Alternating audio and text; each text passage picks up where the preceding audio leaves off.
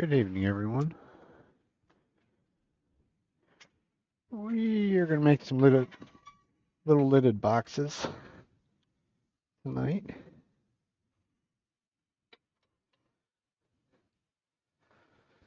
This is number one. I do have another one that I really should do. That might actually be big enough to do a whole lidded box out of it. Probably not.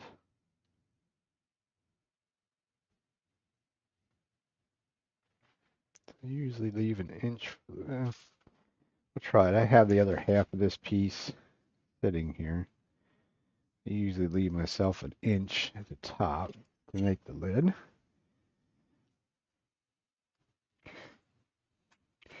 This also has a piece of resin in the end of it. Guess we could go to the double view. Would maybe make it more sense. Think so.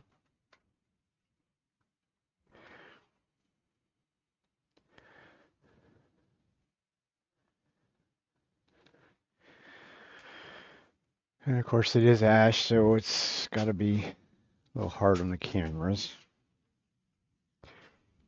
A little bright on the white.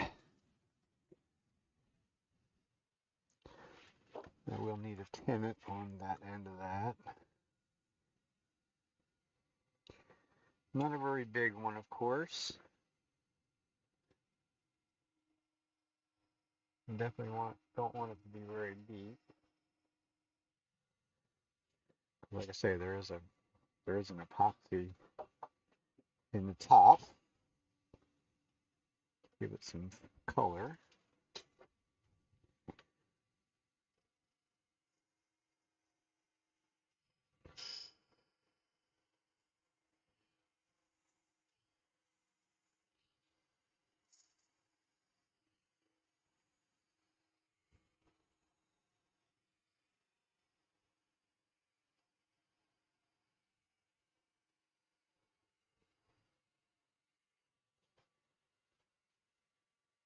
I don't really have enough light in there to see whether I'm close to going through, so I just as easy to stop and cut it off with a saw rather than having it flying. That was close. About a quarter of an inch or so.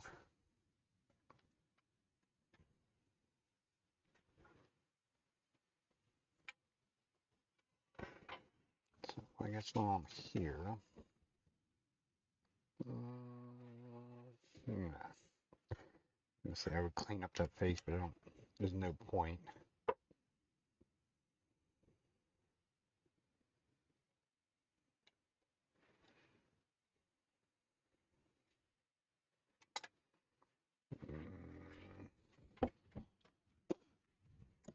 I should have. It's been a while since I made lidded boxes, so I've already sort of messed up a little bit, or at least made it a little bit more difficult in some ways. They should have a little bit of the shape, because I usually put like a little bead or something down here.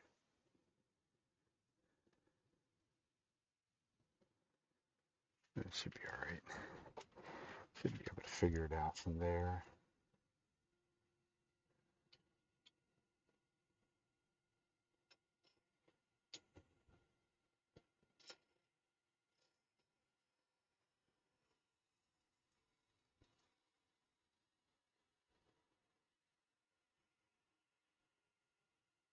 So we'll just clean our face up.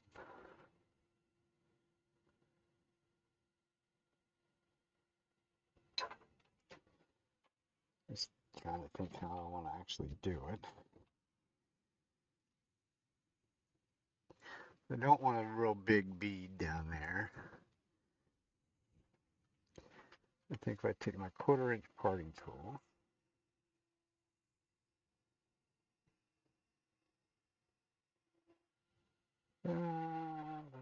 go slower than that in there. It's probably good.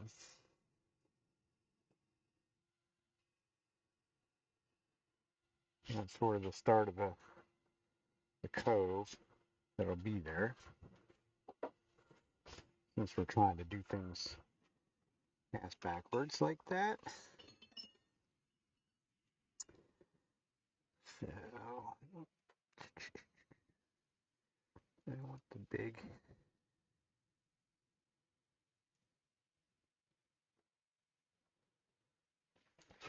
I think I usually use the big one, but it should be an in-between size. 1/4 inch, 3/16. 3/16. Yeah, let's do a smaller one.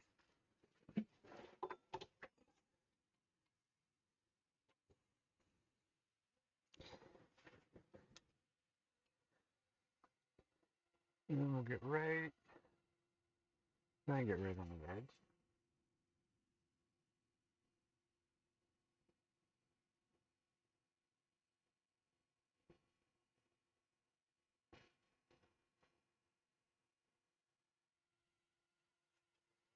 And I can trim that last little bit off just easily enough.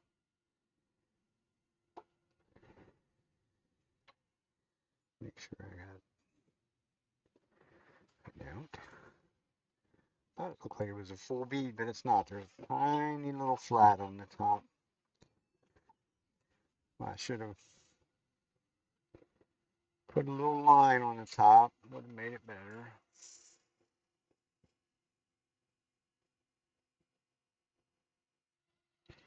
Yeah, it's there. Looks like that beading cutter needs sharpened.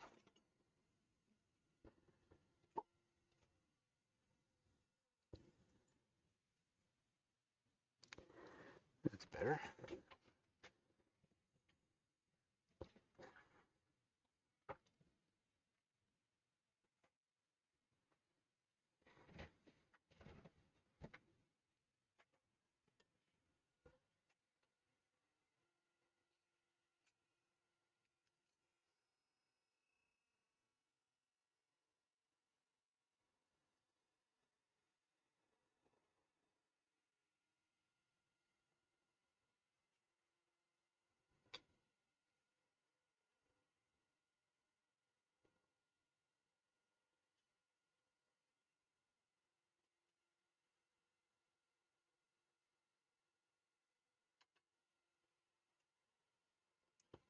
So,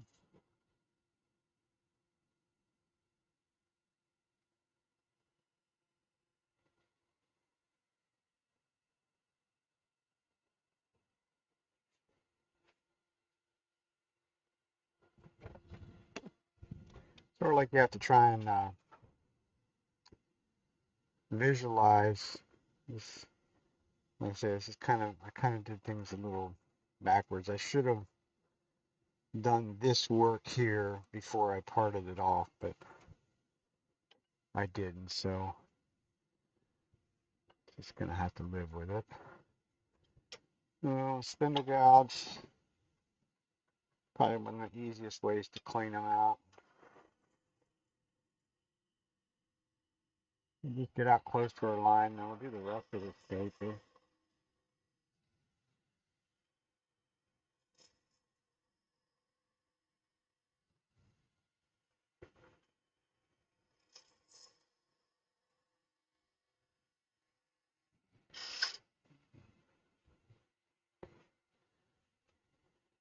And we probably need to keep an eye. You don't want to try and make it too deep. No, it's not close.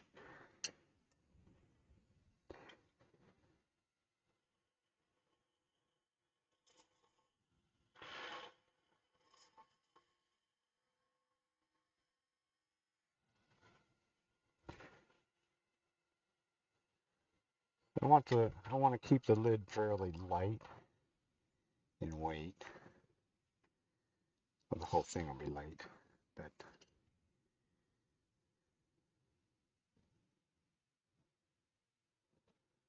That's about there. If I go too much further up, I'm going to run into the epoxy on the inside. And I really don't necessarily want to run into the epoxy on the inside.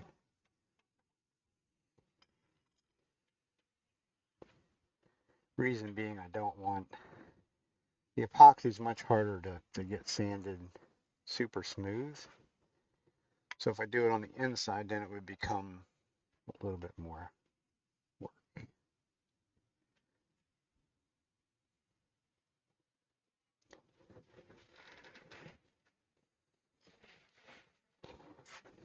So I can go to my traditional scraper. This one's ground on two sides, so this will slice in there nice and easy. A nice clean cut. If I hold it straight to the bed waves, to get a nice straight cut.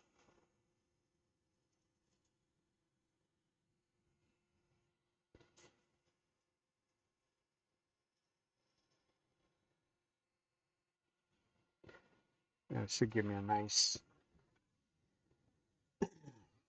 and it will give me, not should, it will give me a super nice cut on the outside edge on this rim here. At the point that I won't really have to sand that. Now I gotta see whether I'm going in relatively straight. Looks like we're not. Looks like we could go over a little bit.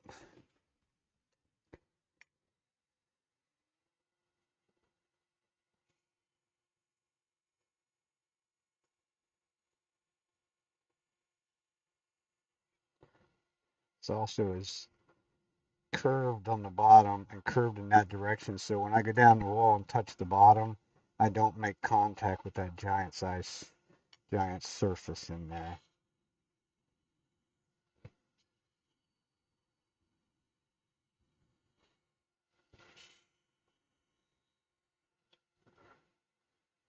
Otherwise, it would grab. It would not be very fun. The knife doesn't really look like it cut that end grain very cleanly right there. Why? It should have.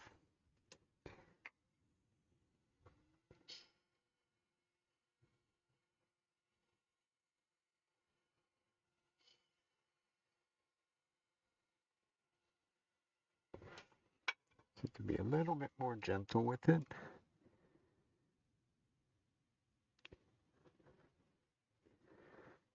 Better, but certainly not what I want it to be.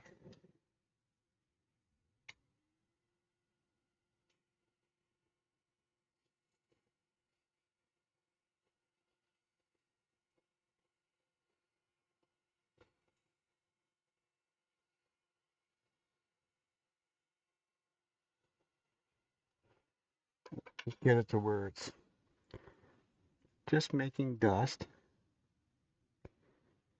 Now it's a perfectly clean surface, which is what we want.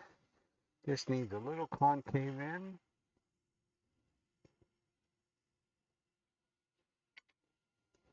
Knock that little sharp edge off.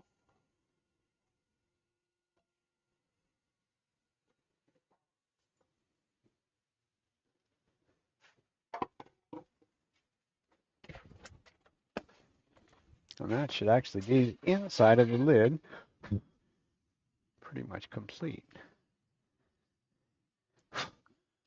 Give it just a tiny little bit of a sand out here, press it out here on the rim, a little bit on the bottom. There's not much, really not much to do on the bottom. That's the wonders of the scrapers for doing that on end grain and being gentle. It's pretty much a finished surface, because otherwise I'd have to try and sand in there, which is a bit of a issue. I do have 1-inch sanding disc to do that with, but they don't really have a whole lot of luck with them. I'm going to get a couple and try it. See what it will do.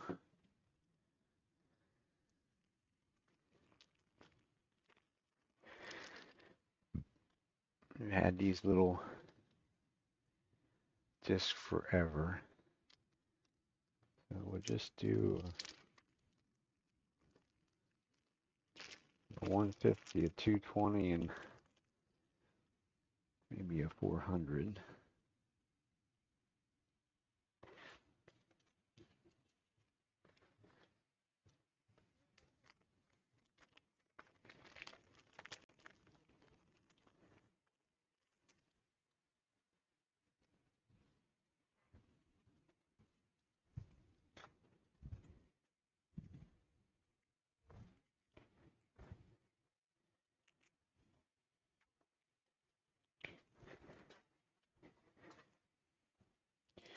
Not sure that necessary. I'll just use the cordless drill. I'm not taking the time to take it out of the other one. The trouble with these discs, it's so little of an area of Velcro that it doesn't seem to stay very well.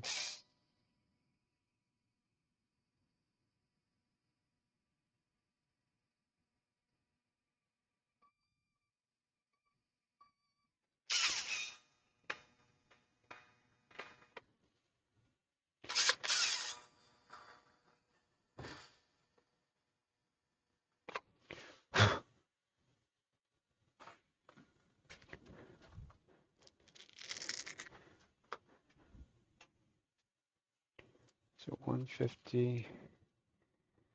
Should stop and look because it looks like just dust has stayed in the middle, I guess.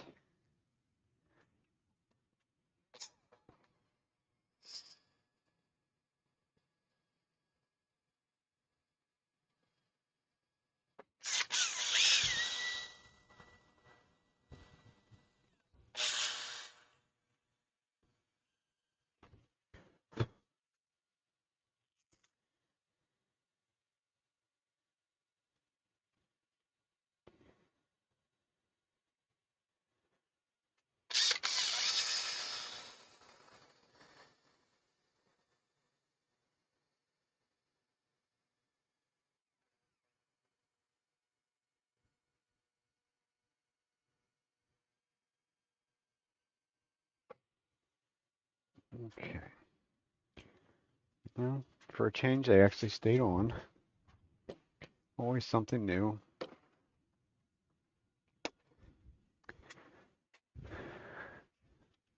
So as far as the rim, a little bit of 600 is all I'm going to do on there because I don't want to change the shape. That's the main thing. Because it is nice and straight, I think. Make sure this bead is rounded over on the bottom half because I will actually finish this right now before I do anything else.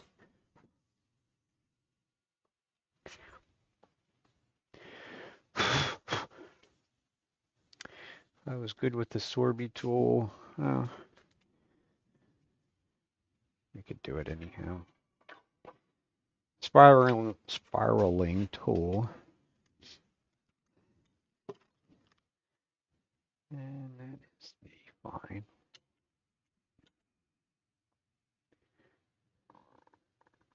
So it needs to be right. Where did I put it? I'll turn the machine on with that in there and bang into it.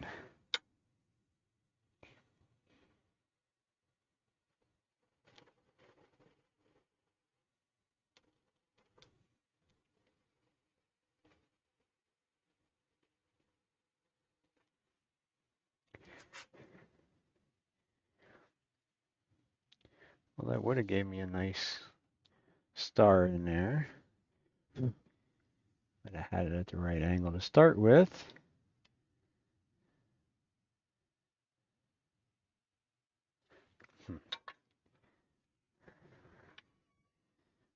Sounded like a good plan, but wasn't such a good plan.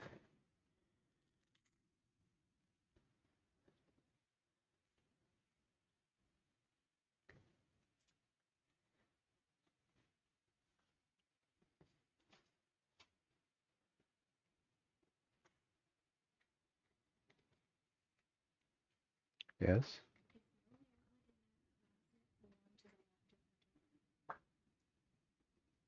probably.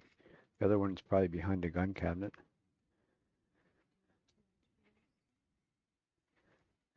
Right there. Anything else you need?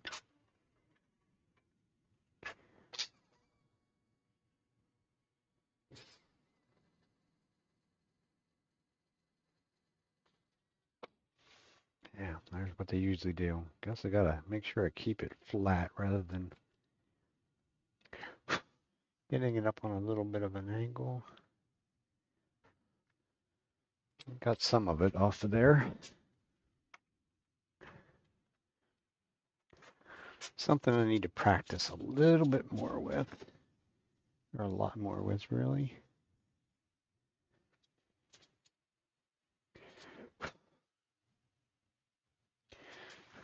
I'm not gonna. Good catch.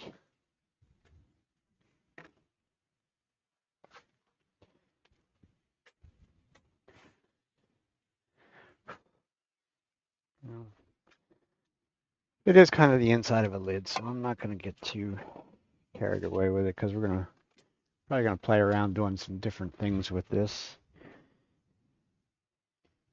It is ash, so I would actually like to dye it black and use grain filler on it.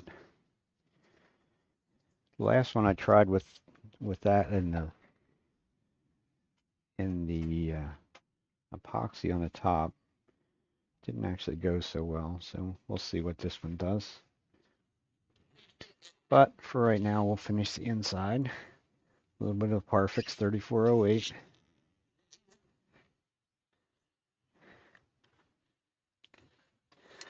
My soaking coat.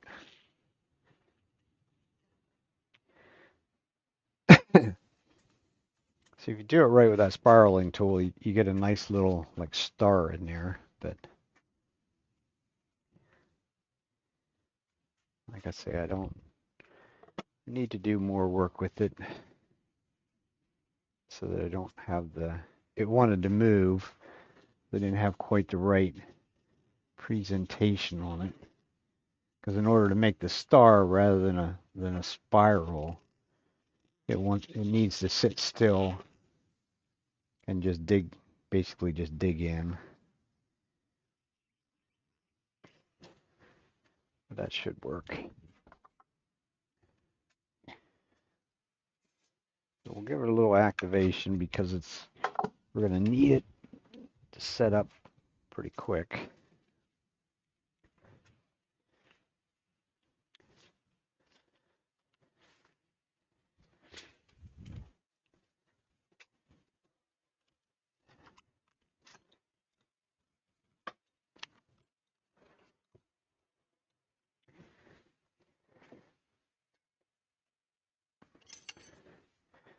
Because we'll take this out. It don't look too bad. It might actually look better.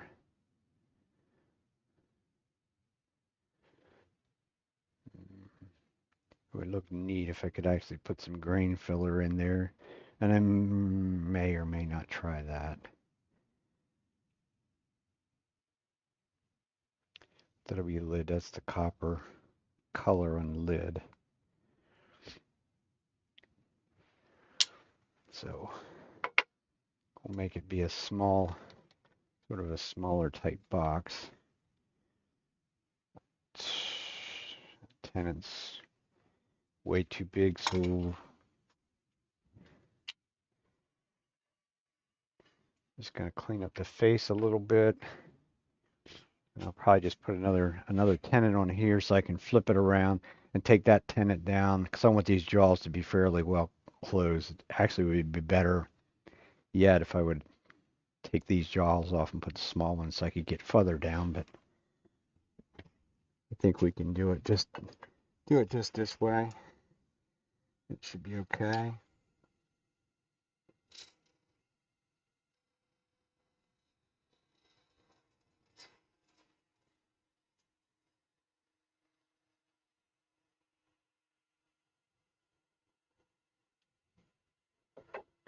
So a clean cut surface so we know exactly where we're going.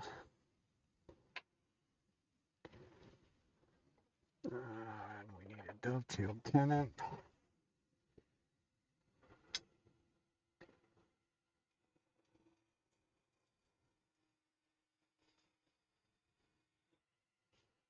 Don't want to make that too small. Go a little bit.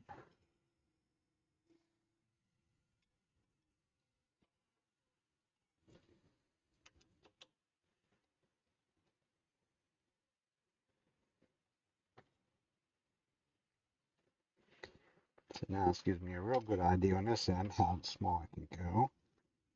So I can see.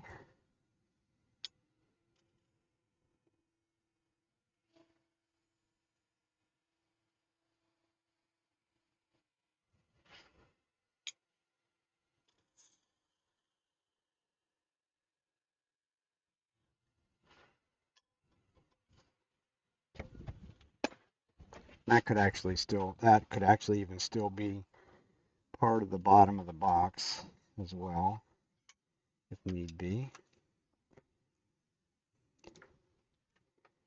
It could have went smaller yet.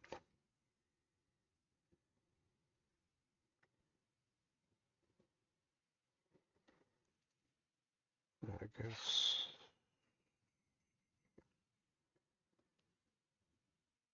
Yeah, this is the bottom. Right? Not too many different things. Yeah, I got half an inch cap, so we can go down considerably further.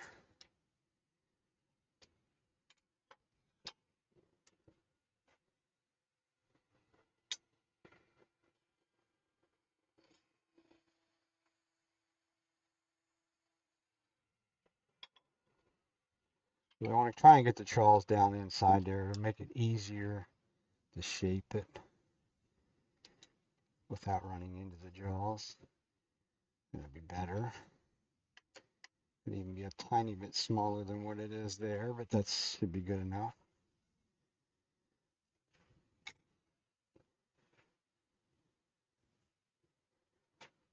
So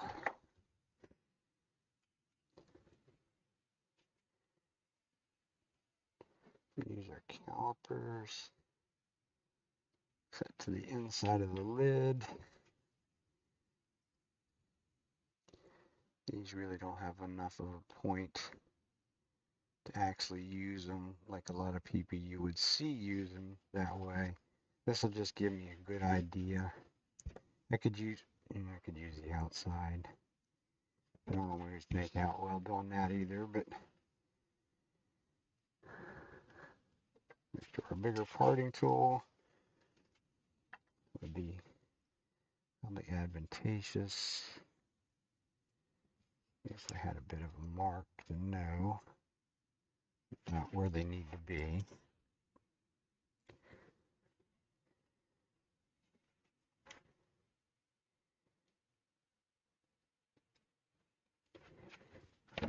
So I know when I'm getting close anyhow.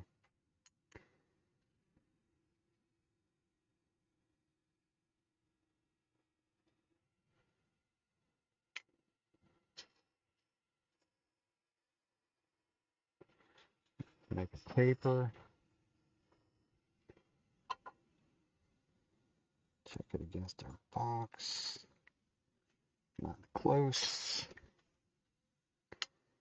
Gonna be wider than that. And bring this down. And we know we can go back down to straight. A little taper.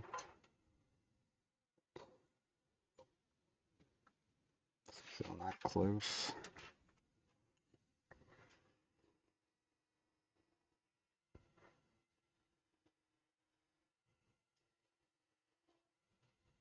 At this point I want the lid to fit tight because I want to be able to turn this part of it with the friction fit.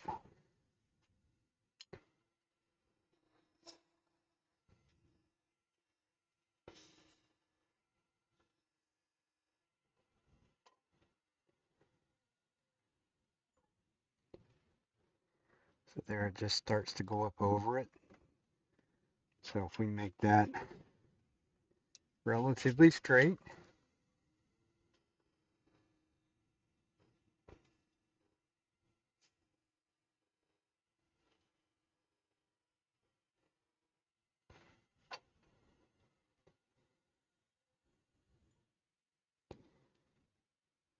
that's what I was looking for. I wanted to make it so that it was tight, or too tight. You can always take more off, but I can't put anything else back on.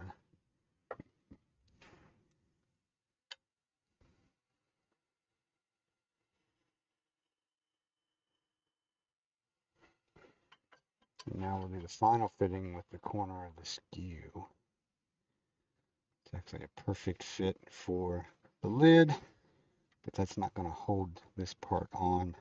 But a little bit of paper towel will make that work to hold that.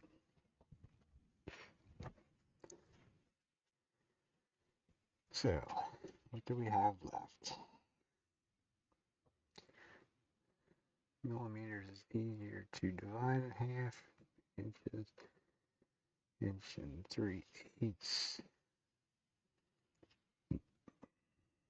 So half and 3/16. About there. It's saying we're going to get rid of that base down there, which is probably a good thing to do.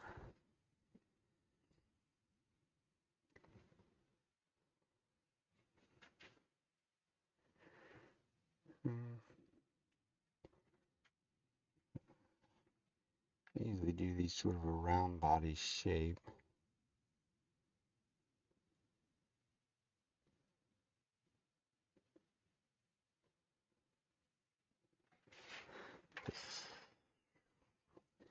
This is too big in diameter.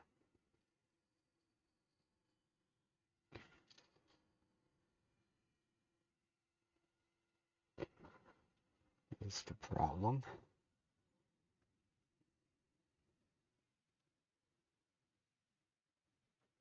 Because ideally I want this somewhere up in here is going to be the outside diameter, period.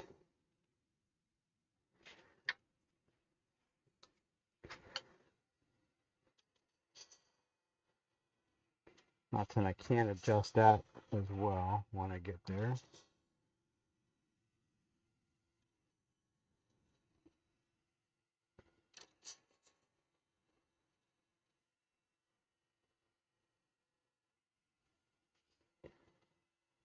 Nice simple way of doing it with the skew. You know, most people don't like to use it. That peel and cut usually does a nice job on things. You have a little bit of patience to use it. And of course it needs to be sharp.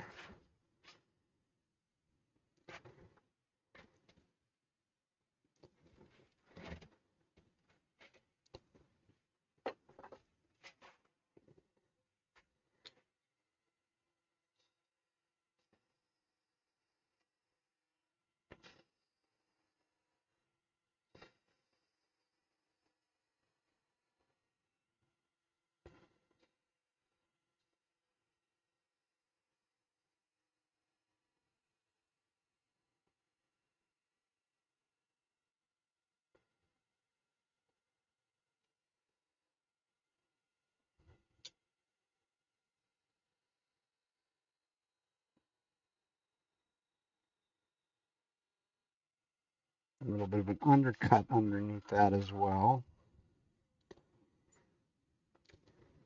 So I want the, looks about right. I want the bead to be a little bit above that finished surface in there.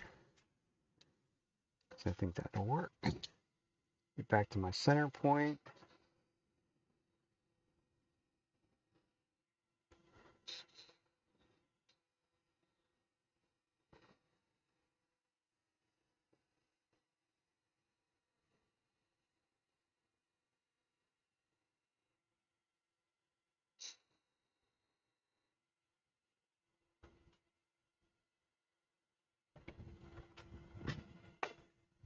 Here's where the piece could be a whole lot longer.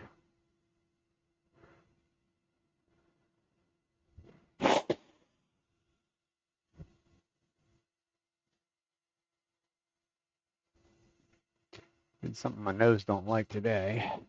Just wants to run like crazy.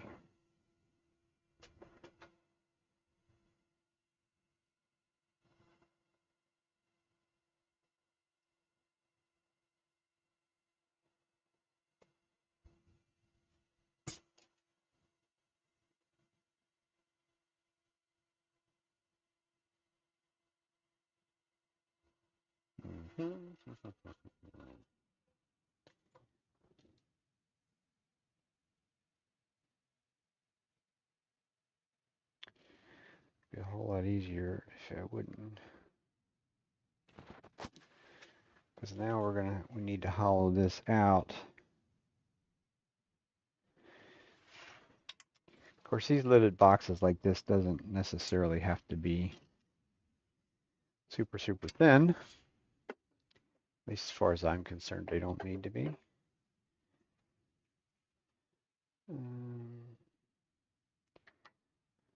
Question is,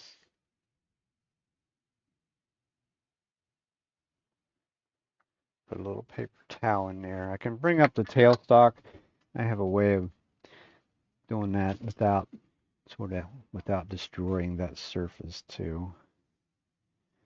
Not that I don't want to put any deep gouges in it, put it that way.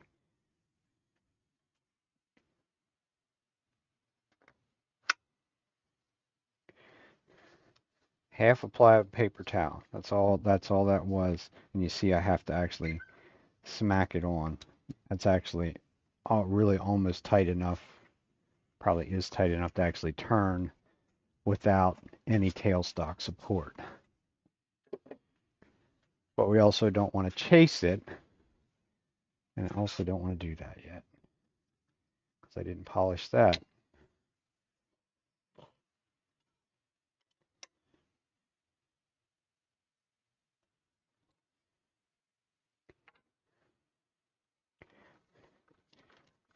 Getting ahead of myself. That's one that I do too many times. It's almost like you should work on 2 of these at a time or something or other. Because if I don't use some abrasive paste on the inside right now, it's really almost the only time I can get to it.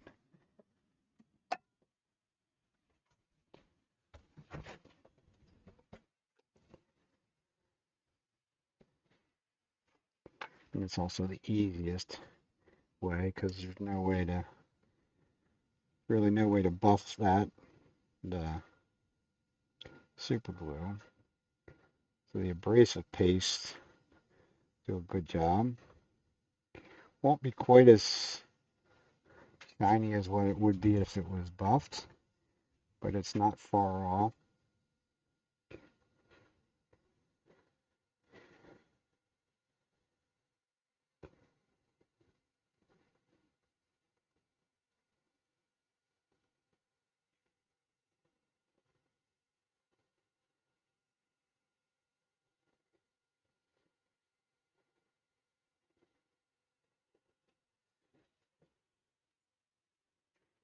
Okay. So now that's the inside done.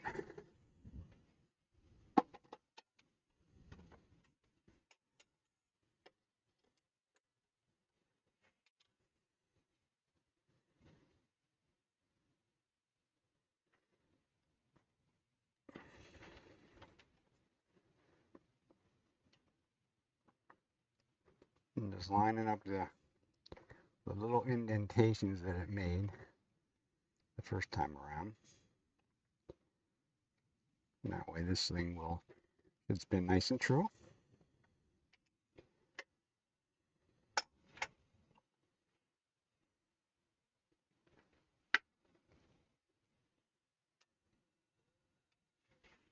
Which it does.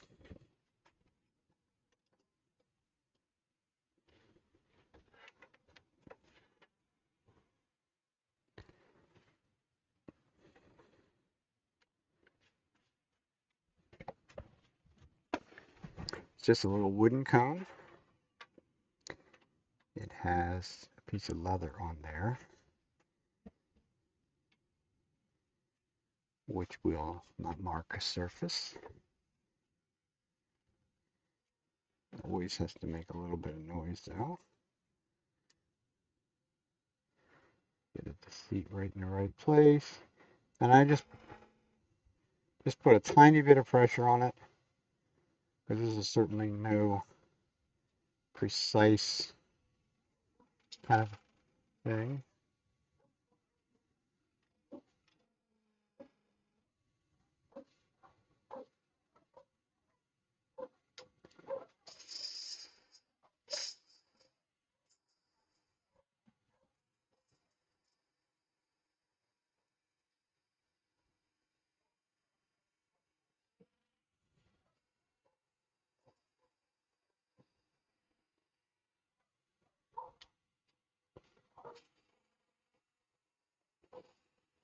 Simple little cove. Go right down into the reed.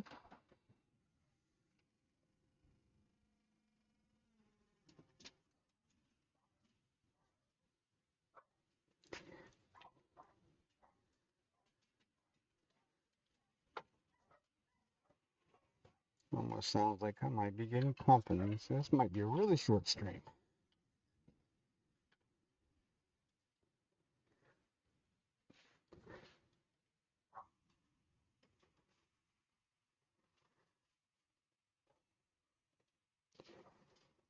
So look at my doorbell to see if there's somebody here. Maybe somebody of importance. Oh, it's just the daughter and the son-in-law on the side. And nobody here. Okay. So now we get to find out how tight that really is. It should be tight enough.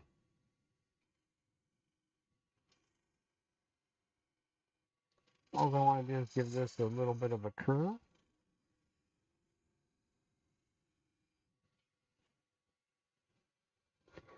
Of course, I want the curve to go from the center. And of course, we got to deal with a little bit of plastic epoxy that's going to wrap around everything.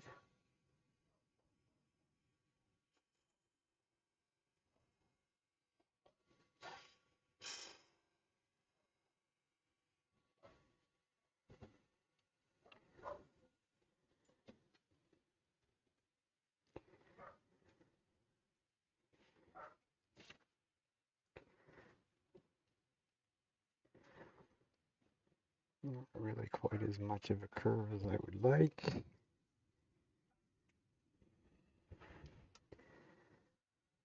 I hate the epoxy stuff. Any of the plastic stuff sticks to everything. And it's flying around in your face. And to me, it's very much a distraction.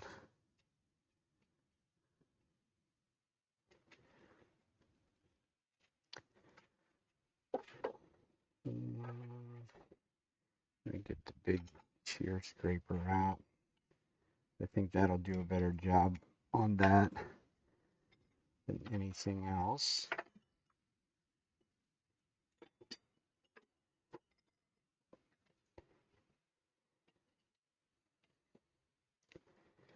I know it'll do a better job on the resin part. The resin likes to be scraped for sure. You need to be slightly above center, because it is a traditional scraper.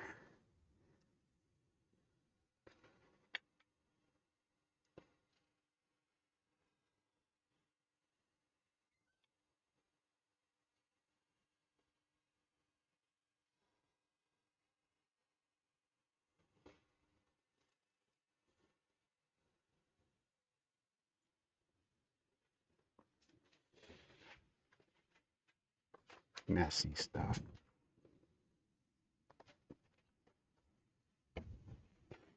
Sticks to everything, including your fingers, to try and do that. Just not. Maybe. So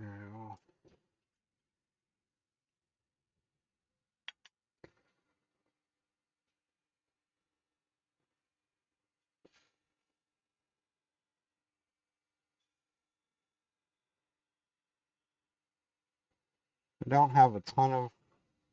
They don't have a ton of room there to mess with.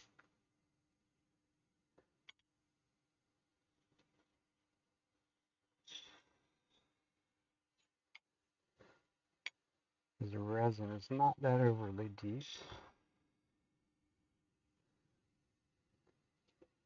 Probably about a quarter of an inch deep. It is pretty though. That's some of the copper color. It's just I think that's the Amazing Clear Cast stuff. Just a simple casting resin.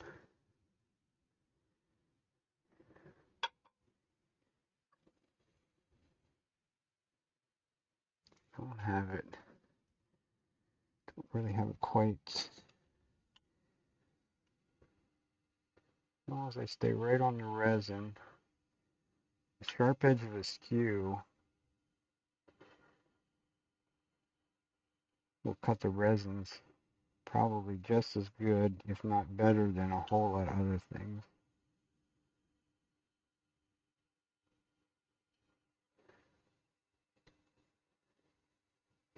So be careful, don't get your finger out there on that edge, because that edge is sharp.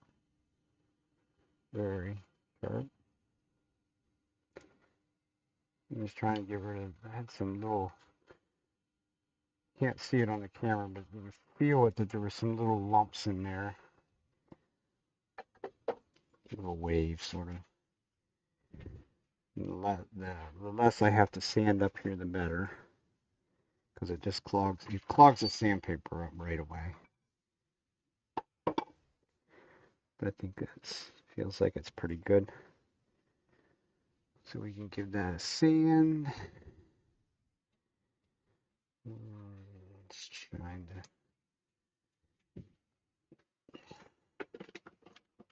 Really trying to think how far back I want to go.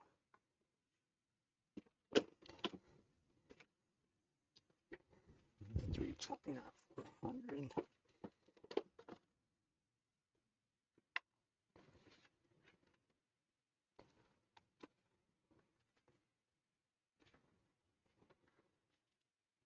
Tell me I don't have any 400 paper cut.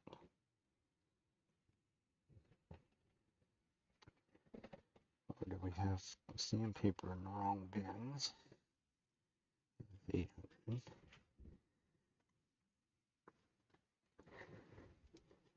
3. That should be in there. It's all 3 now.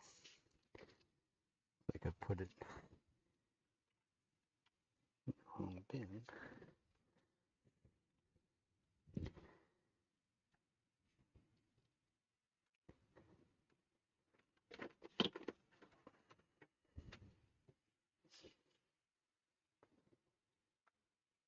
Did a class at Woodcraft yesterday, so there's a bag over here, a little baggie with a whole bunch of sandpaper in it. And our slower speed way down. I'm gonna start at 400. It's the wonders of the wonders of the scrapers. Is if you can get the hang of using them, and save you a whole lot of sanding.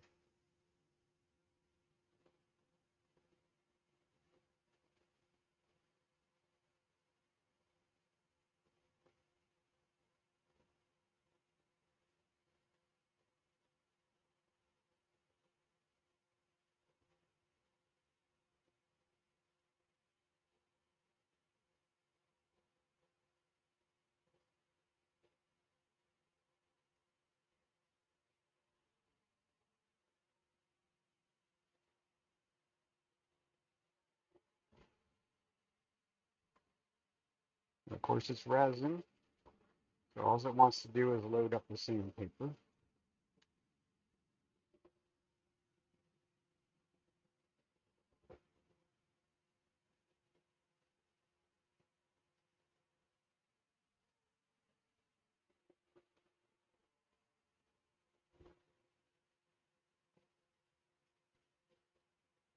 Probably just as easy to sand it by hand.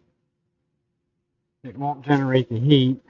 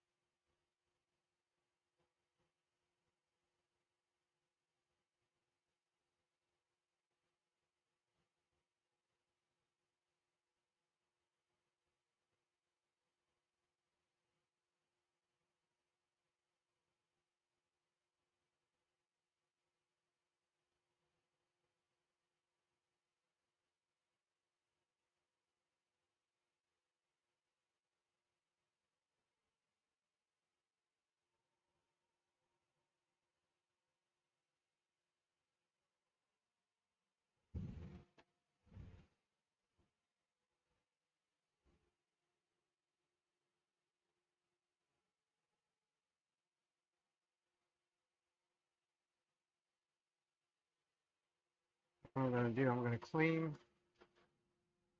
the resin off. You know, the dirt off the resin.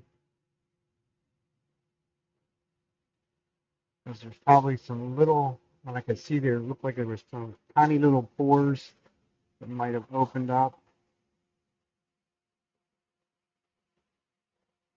So the dirt would stay in them. And give it a couple seconds or so to dry. Use a dry paper towel. And then I haven't given up on the idea of dyeing it and grain filling it yet. Although I think this one would be rather difficult to do that with.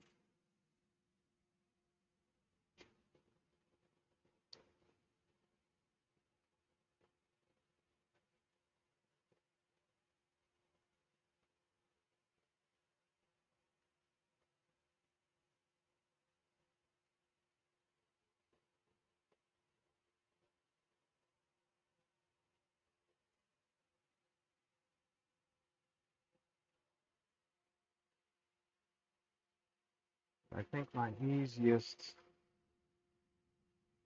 kind of solution to that is going to be a coat of the, I use the 3460 this time. It does better with the resins. Although it doesn't do well with the deep pour epoxy. I did find that out. It didn't want to adhere to that. And I've never had any issues with this normal clear cast stuff that I had been using. So we'll just put a little coat on there. And that will, I'm trying not to run down over the edge. Just going out to the edge. It might look kind of interesting if I could dye this part and that part and use grain fill, the copper grain fill to fill in between it. I'm not sure really not sure that's a viable situation either. It also sets up quicker on the resin part as well. Because it has nothing to soak into.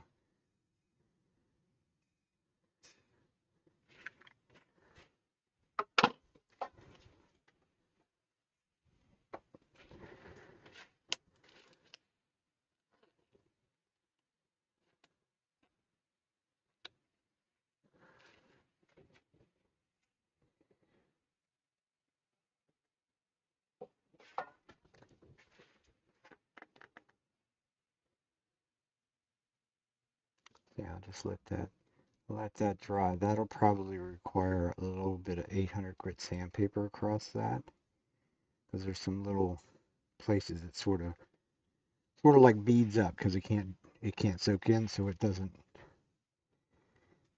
totally know what to do. We're gonna set this off to the side because that's basically done.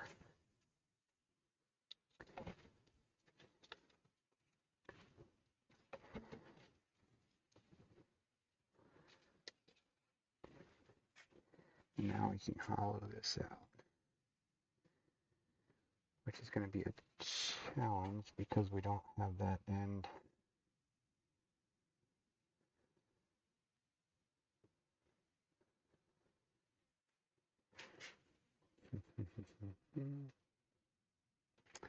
Guess we're just going to have to do the best we can when it comes to that.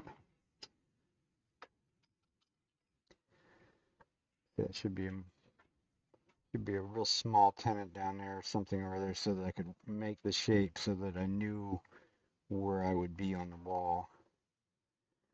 But if it's another one of those scenarios, if it fails, I have another piece of wood here, so it's all out of the same block of wood, and it's all ash, so it doesn't, other than the time and effort that you already have into it,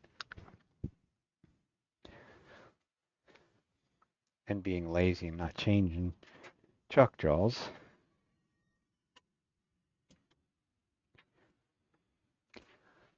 So we need a place to start.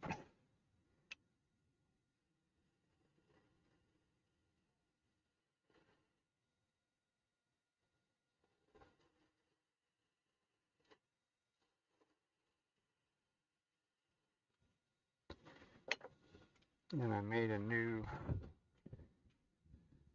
I shouldn't say I made a new, I do have a handle with a drill bit in it, but I had some old drill bits laying around.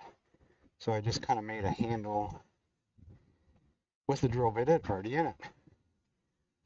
That was earlier this afternoon. This is the handle with the drill bit in, and it was I don't remember what size drill bit it was. So how deep do we want to go? I haven't done Richard Raffin's trick yet, because primarily because I didn't get the little tiny little drill bit or the grinder out.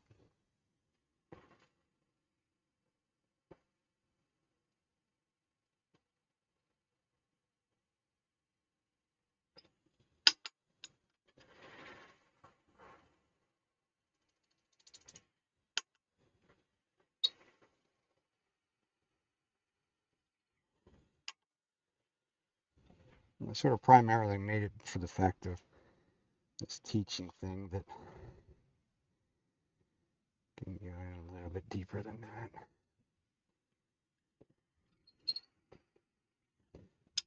That will work because I did a bowl turning class yesterday, and of course you don't want them to make a funnel. So my thought is to do that routine of drilling a hole. That way, hopefully they won't go through the bottom. They know at least that when they get to the bottom of the drill hole that we're getting to where they need to be.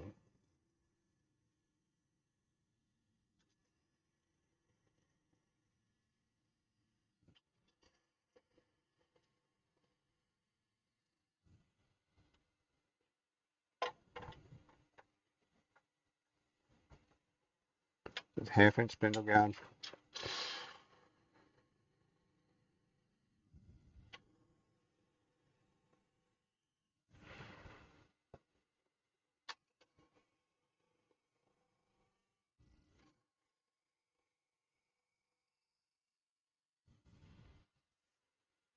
Makes very short work of it. At the bottom of the drill hole.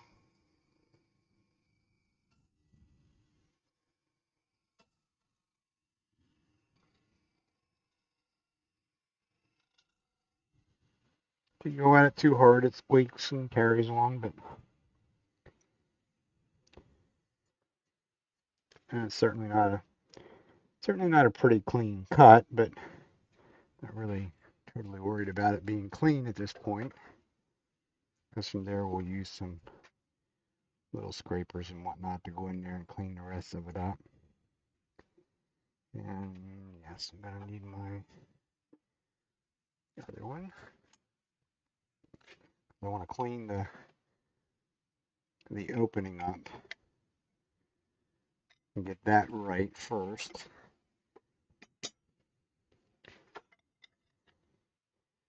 And then we'll go at it with some of the other little curved ones. Could probably even use a small hollowing tool at this point.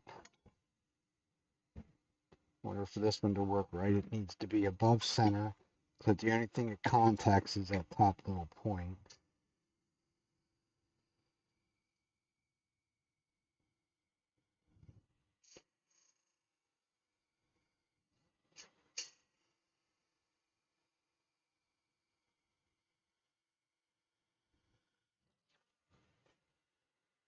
I guess in theory it could just be, think of it that way, I could just leave it to be a straight cylinder.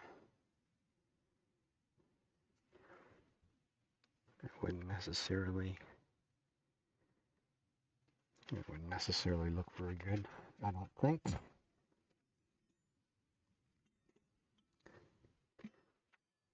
So we get the curved one. Oh, that's a 1/2 inch. Easier yet.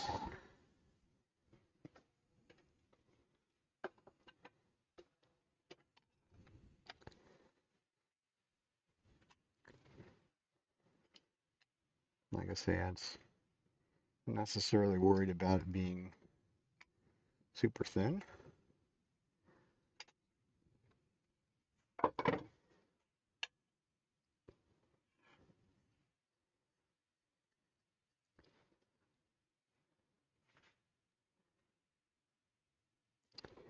I do want that clean.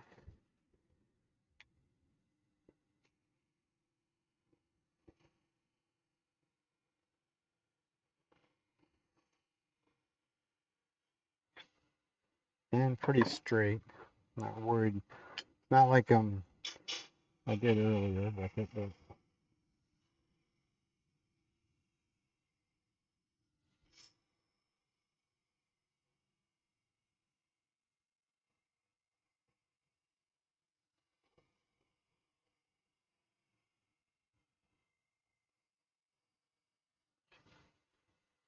mainly done by feel. You really can't see anything.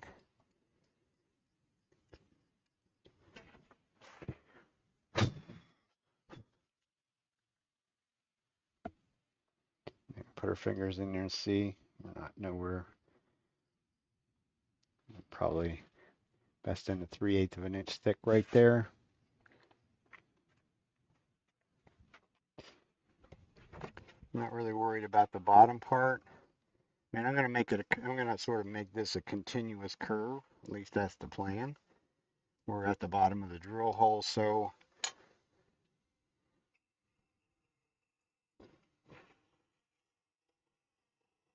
we'll just sweep the handle with to give me a curve.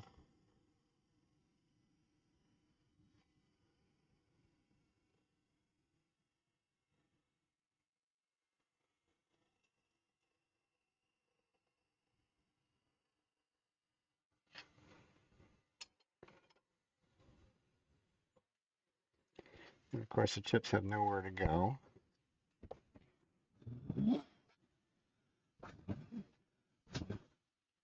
If they blow across the hole, it sucks them out. It won't blow in the hole. The tool rest is up down just a few bit.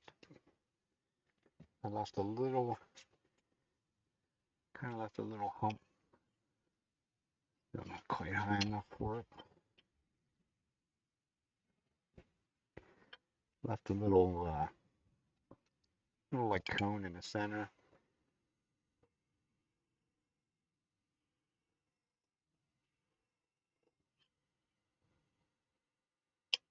So if I go under the cone, lower the handle, it just comes up across it.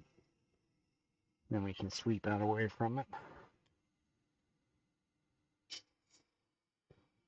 Got a curve.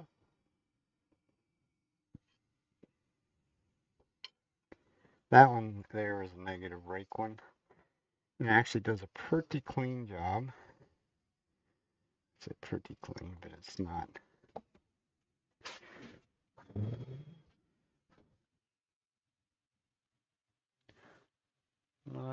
totally super duper clean, but it'll be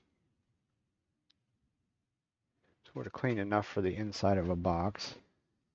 I will sand it. These are kind of a pain to sand too.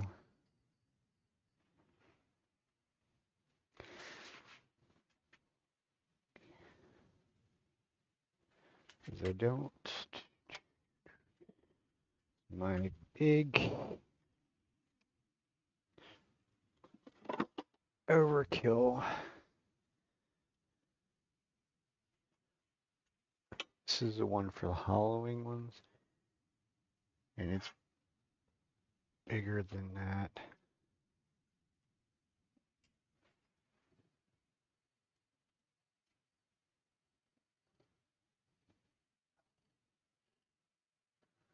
Feels like I got plenty of material. This one, I think we're going to have a go at it. This one will actually cut cleaner because it is a traditional scraper. It's not, it doesn't have two bevels. That one that I was just using actually originally did not have the two bevels. I put the second bevel on it because I thought that's what would do it better. But as I'm learning as we go along, because we all have to learn as we go.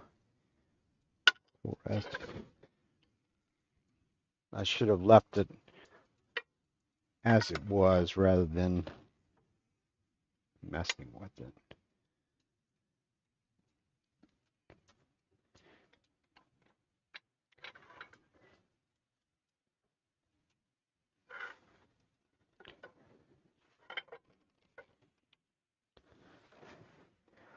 So if I turn that around, it would give me a very small point, but I don't think that.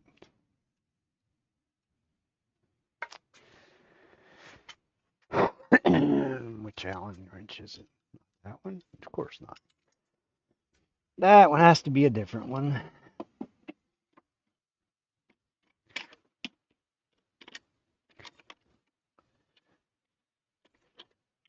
They're both the same.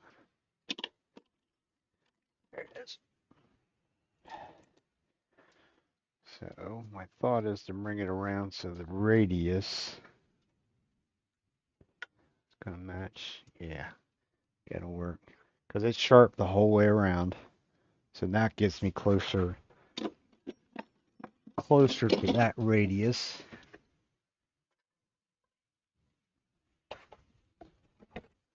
And this one will cut cleaner. Just have to make sure that I'm back far enough on the tool rest that I can't have any part of the curve making contact with the tool rest. Because when it hits the wood and it was on the curve, it would go right like that. And then you would get to see this little piece go flying.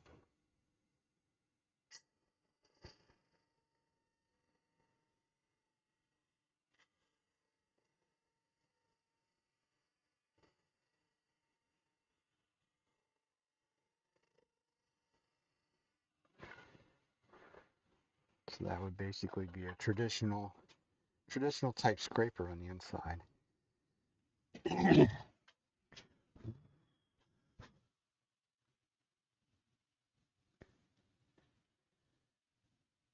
And that, from what I can see, need to do just a tiny bit at the very bottom. That was well worth the less than a minute worth of work, because now I have a surface in there that easily could start with 220, if not even 320, to sand that surface. But I have a little bit in the bottom. Here's where I'll probably get in trouble when I go across there. But we're gonna give it a whirl, because that on the very bottom would be pure end grain.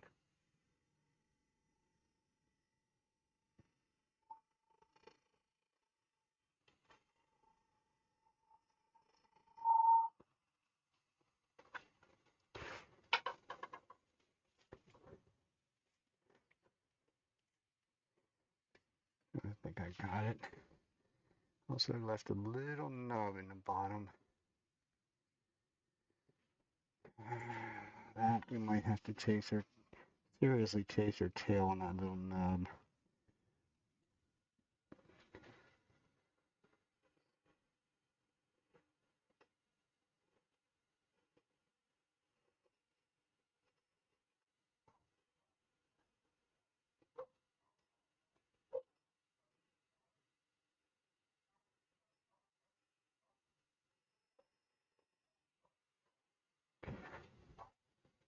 It's really hard to get underneath it.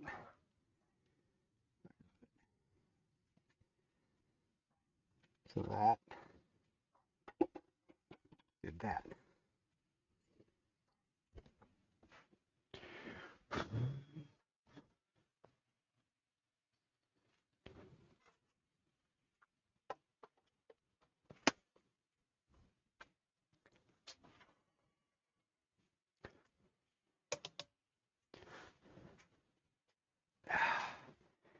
Got into something today that's making my nose run.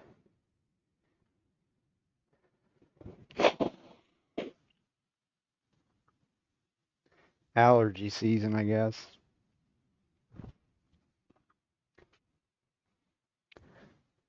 It's kind of the tough part of doing some of these classes like this, because they're using all kiln dried material, so it has a tendency to be rather dusty.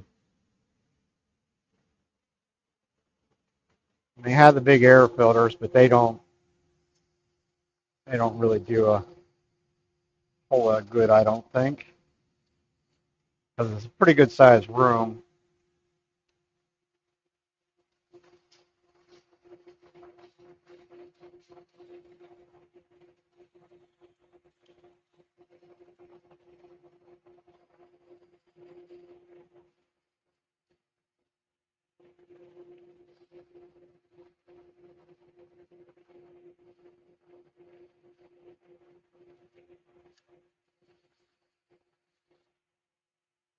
So I started with 320.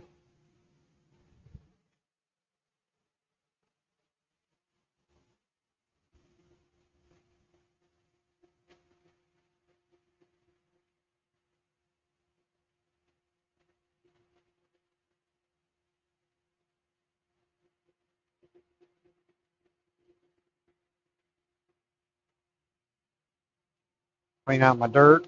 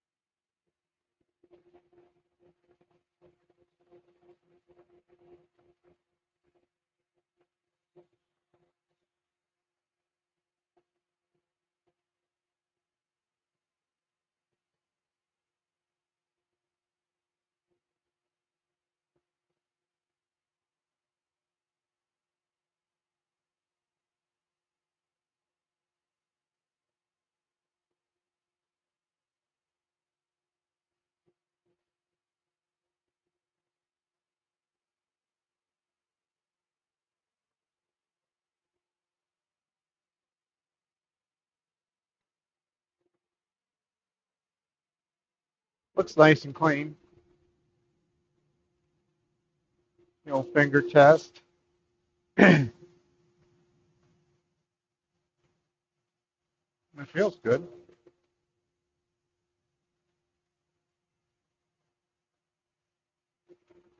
No time like the present than now, because once again, we're not going to be able to get access to it. So we'll finish the inside and polish it. This time we'll use the 3408.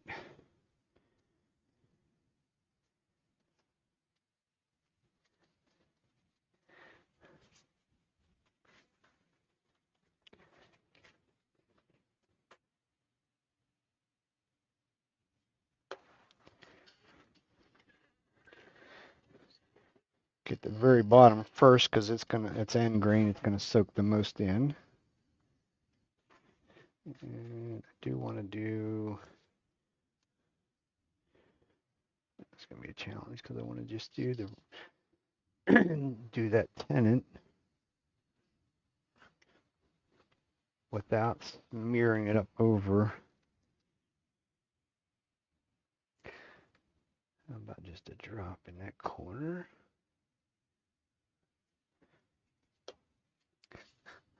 I still haven't totally given up on the thought of dyeing it. The more I do, the less I think I'm going to go that route. Wipe off the excess.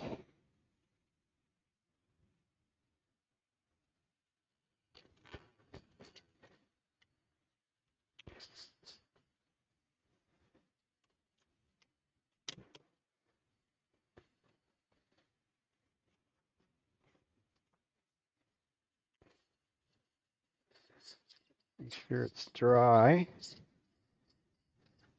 You get all the excess off. It's a little hard to tell on the inside, but you just kind of have to do the best you can. Keep getting a dryer paper towel or something.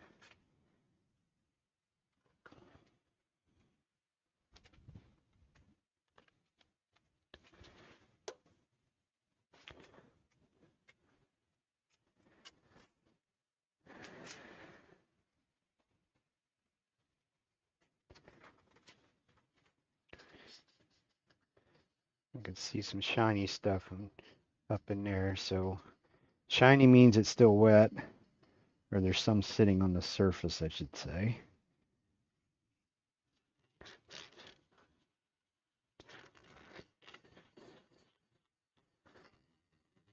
Because once I hit it with the activator, it's going to be just that. It's activated and it's going to do its thing very quickly. So give it a shot inside, 2 shots inside. I'm still not up close and personal. I'm out 6-8 inches away. Just give it a little spin, let the motion of the air help it a little bit, because we're going to go right ahead and polish this.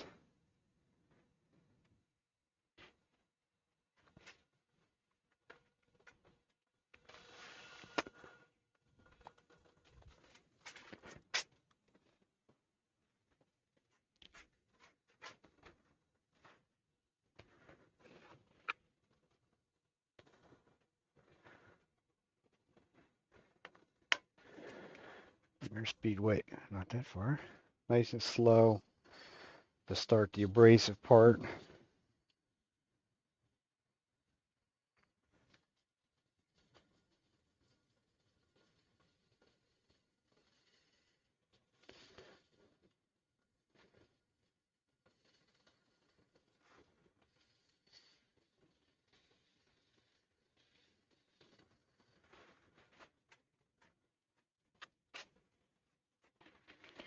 Once it sounds like it's done scratching, that means all the abrasive particles are gone. So I can bring the speed up to polish.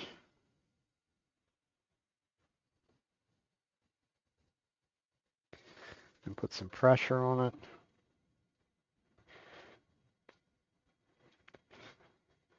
This stuff has some beeswax in it. So what you're doing when you put pressure on it like that, it's melting the wax.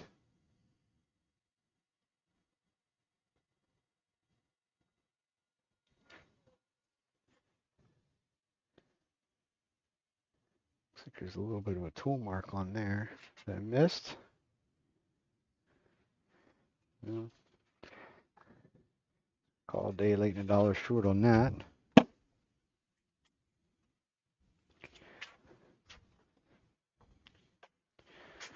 Guess I really should have. That's where we're at so far.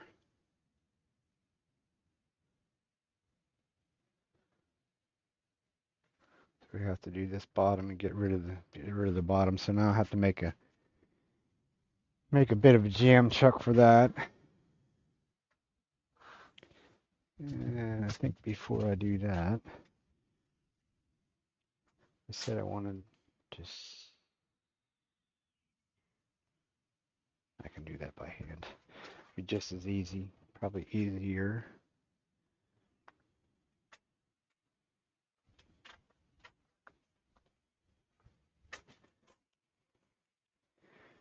Get rid of the glove.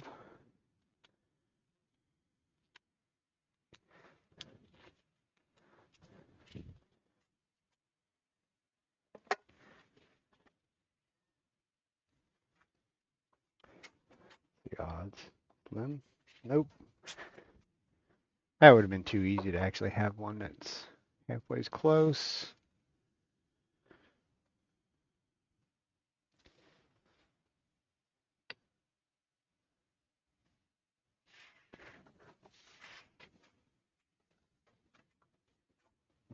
Looks like I was playing with something then.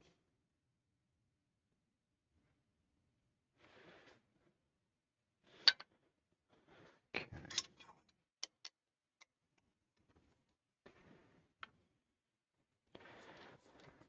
That was definitely not in these jaws. So I'll sort of do the same thing I did earlier.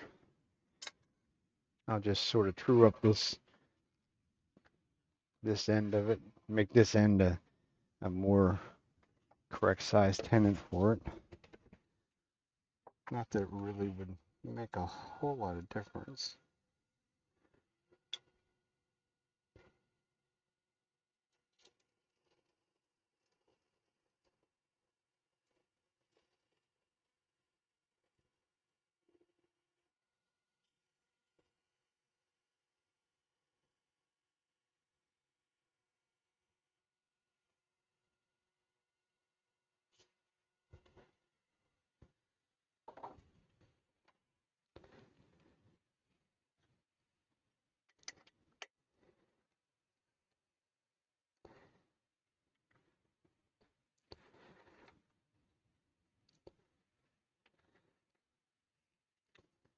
More important with these shark jaws is because I don't want any of that exposed to where I could touch it, because they are sharp.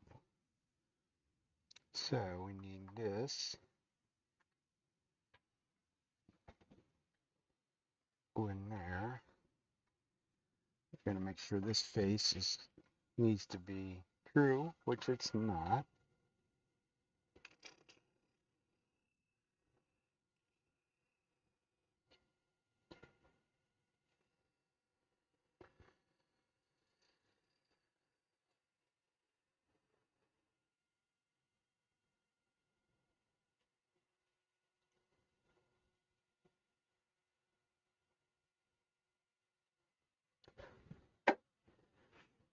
So now we need a dimension for the outside of this.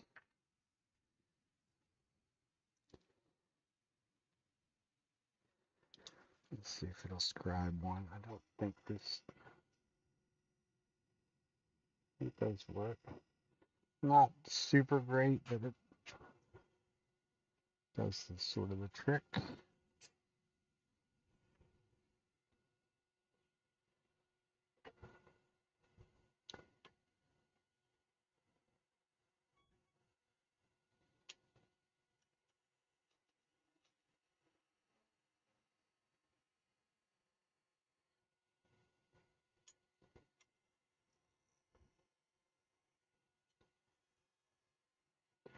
Should not be using the wide one. It doesn't The wide one wants to be aggressive in that situation.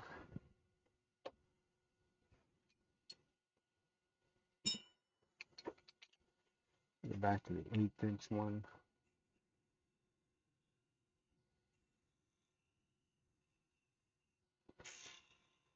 Because I'm going into pure end grain, so not really an easy cut. Just need to get rid of this so they can work on fitting it to the opening.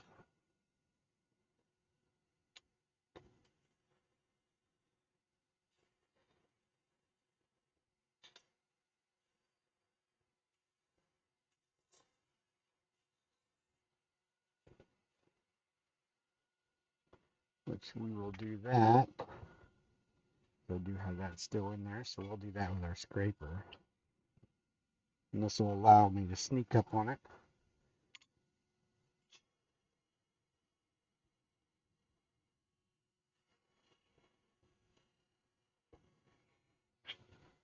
Now sort of do just like I did with the lidded bot. Taper that out there till we get it to fit in the taper. Not even close. So my line must be fairly accurate.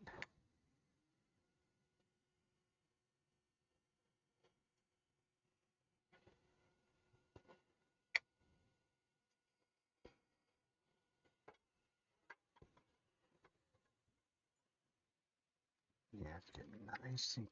Yep. What I gotta do now is sort of straighten it out a little bit. Once again, if I get it too loose, I'm gonna use a paper towel, just like I did before.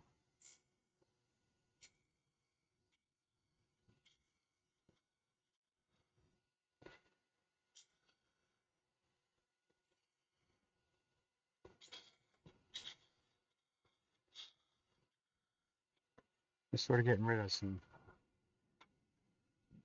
of the middle in there because I will want this to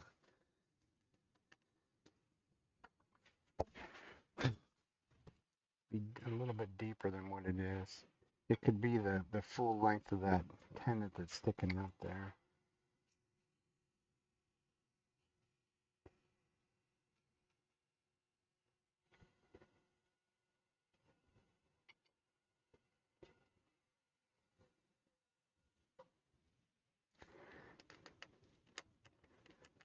A little too tight.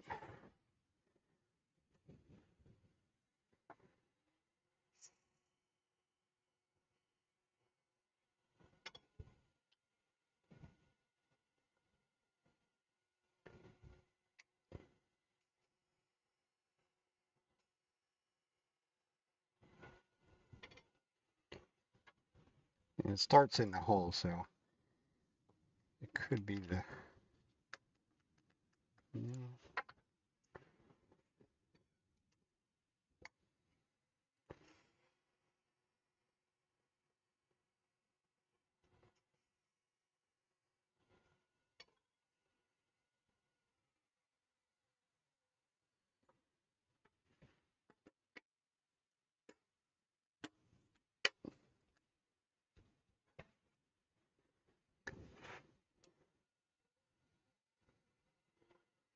True enough,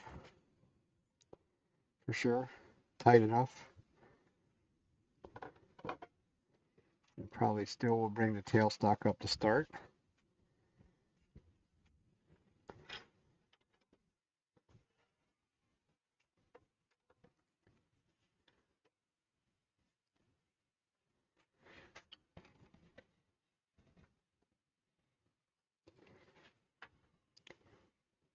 And I didn't go, it's not the whole way down to where it's touching this rim up here, which is probably a good thing because that's going to allow me to get in there and sand. I can get rid of some of this material too while I'm at it, for sure.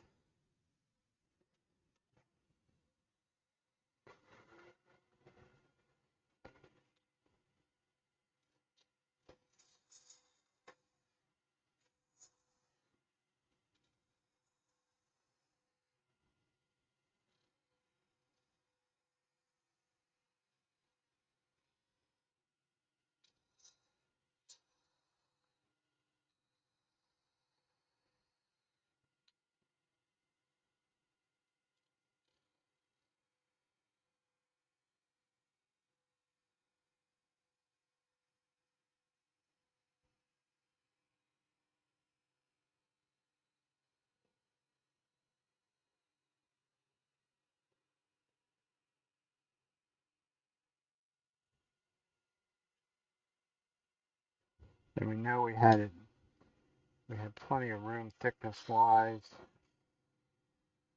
There's nothing says I can't go back up here and recut a little bit to try and get my shape to where I want it. So have to be a little careful getting in there.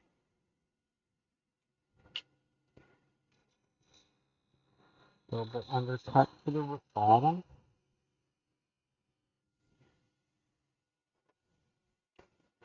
Rid of our tailstock. Nice little light cuts.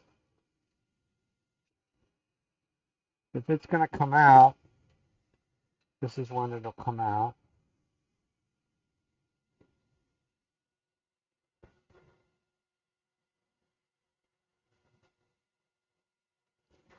Sure, I'm loving the shape, but I think it'll be okay.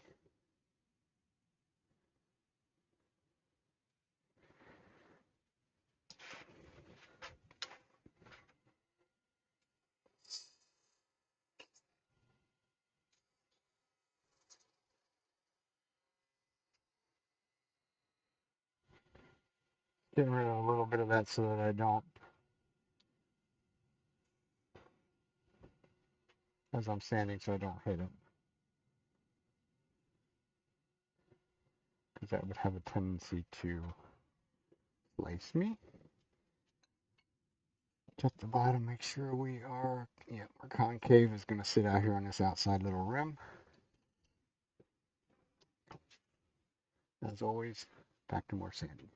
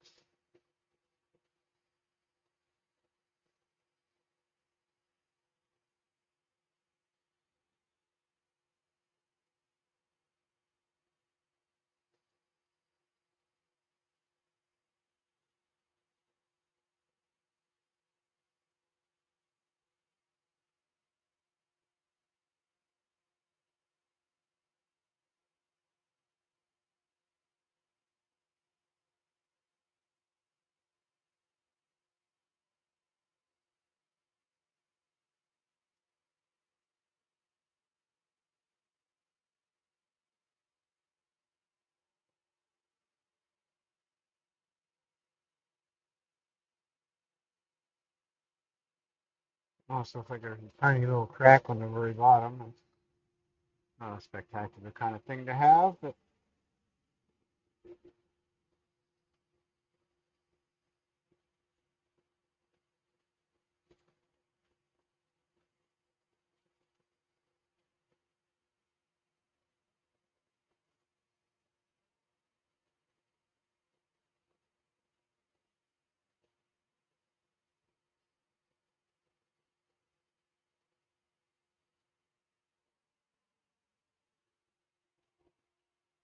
and that was 320,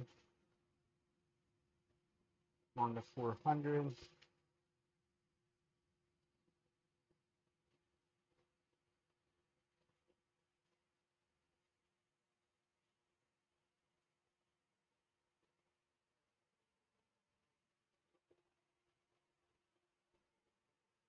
600.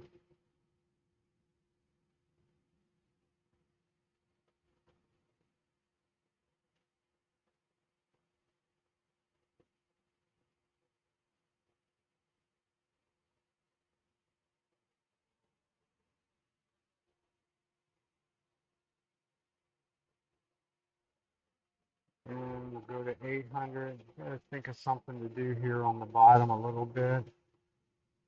And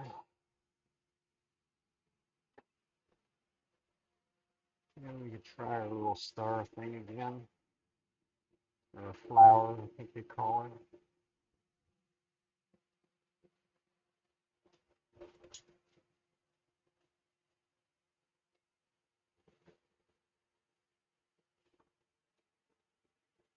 Nice and slow.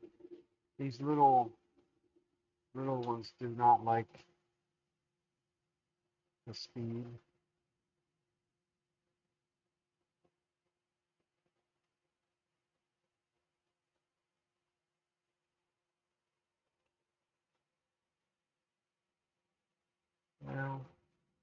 No flower, but a little spiral. That's not impressive, that's for sure.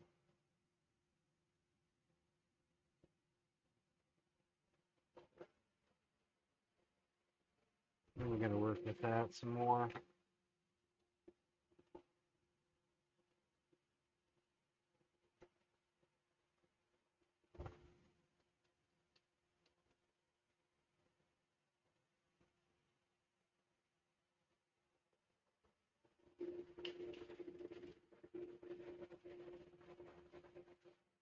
So we'll just give a line around it, I guess.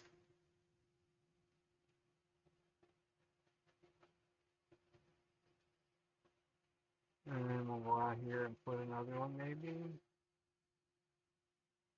Gives me a place to write something. Yeah. Definitely shows you did something to the bottom. Something is not what I wanted it to be. A little bit of 800.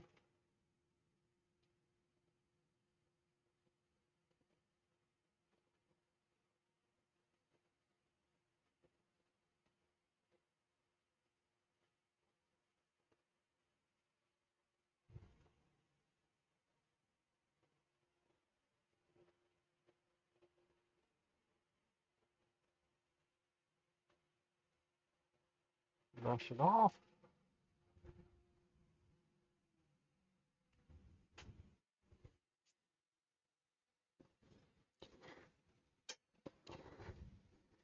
This kind of, there we go. So I'm gonna say this. If you're worried about it not sticking, it goes to show how hard it sticks. And it really usually doesn't do anything to that rim because of it being a jam fit. You have to still have to finish that. But I also need to put my initials on there. Okay. Be right back. I'm going to turn the pyrography pen on. This time don't leave it on. This thing's been on for days because I was doing some other stuff and keep forgetting this has its dual um, burner. So I was used to the old one where it had just a toggle switch in the middle to turn it on and off. And I keep doing it the opposite way. But you have to finish the outside of that yet a little bit. Yeah. I should have. I was going to do all this natural like this. I could have finished that whole lid before I did. Before we moved on, but what happens when you make decisions on the fly?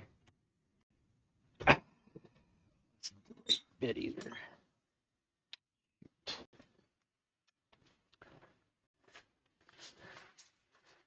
Now just switch to the other one.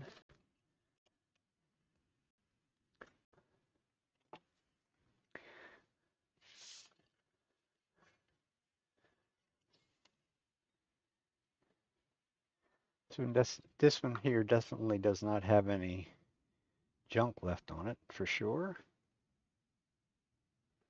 Because like I said, it's been on here for a while.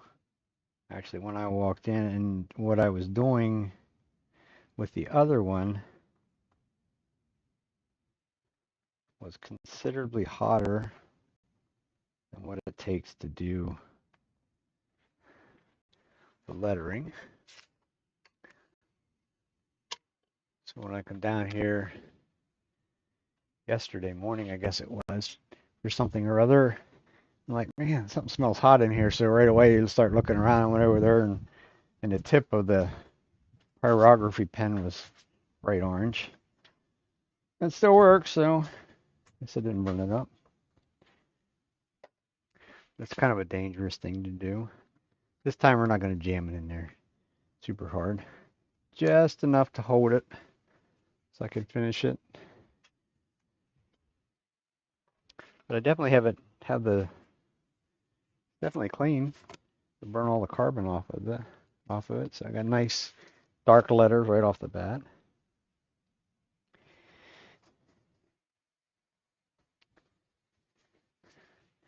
which is a plus.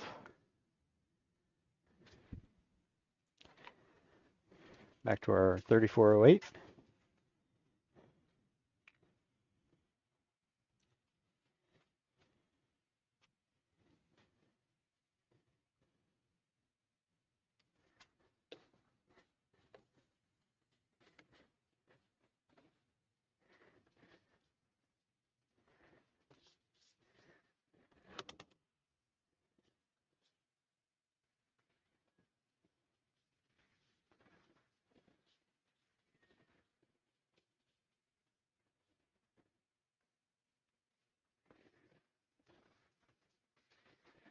Plenty on. Give it a saturation kind of a coat. Let it soak in a little bit, and then we'll wipe off the excess, and that will be done.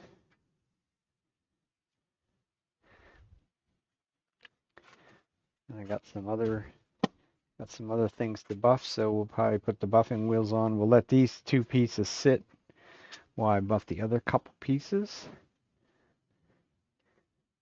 And then we'll come back, give this a buff, and it will be done, ready to go. We do have a craft show in 2 weeks, 2 or 3 weeks from now. The last of the craft shows before fall. Not a fan of doing the outside shows, and that's most of what the summertime ones are, so we've always kind of stayed away from them. Especially this summer. My gosh, we got rain every other day. So I don't really want to waste my money. Sign up for a craft show and then have it be a rainy day. We'll set that off to dry. And now, I'm sure them jaws won't go that far down, will they? No.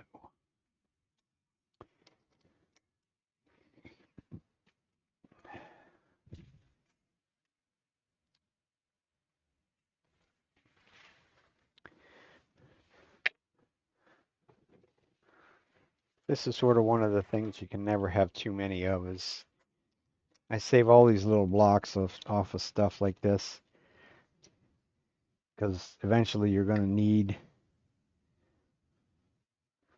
something along those lines. Maybe I have a different one that's smaller. No, too small. Yeah.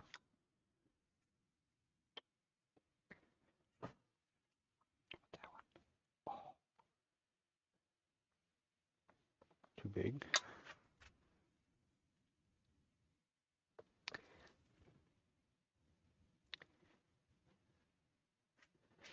Yeah, we'll just start from scratch. Remove my glove.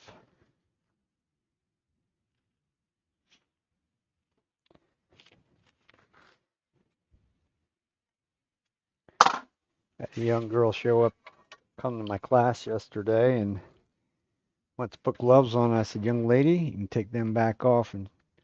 And between her and her mother, I think they just got totally pissed off with it. I told her why. I showed her why. But next thing you know, I turned around, I started in with the class, and I thought she went to the maybe just went to the bathroom or something or other, but nope, she left. Like, okay, if that's the way you feel about it, then I guess you can leave. And I asked the guys at Woodcraft, I'm like, did that lady come out and ask for her money back? And they're like, nope. Okay, well then you just wasted your money, but your money, so.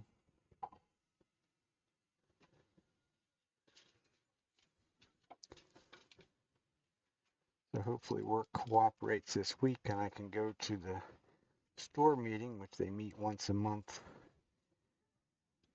I can talk with them and see what they have to say about that situation.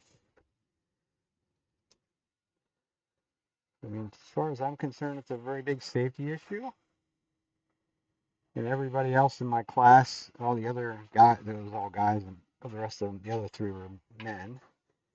They were like, yeah. And one even knew somebody who worked in the machining world.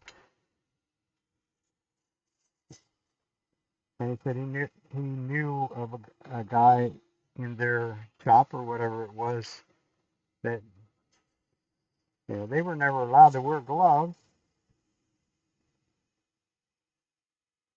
And he said the one guy went to do some sort of sanding work, and this is a metal working shop, and he put a glove on, and I don't remember whether he said he lost some fingers or he broke some fingers because it caught. And it's like, well, that's the prime example of why I try and tell people, you can get mad all you want.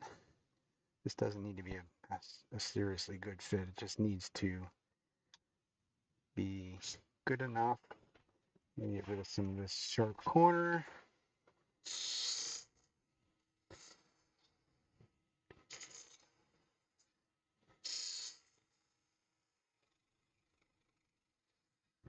A little bit of a cut for a little spindle gouge, but this is hard maple.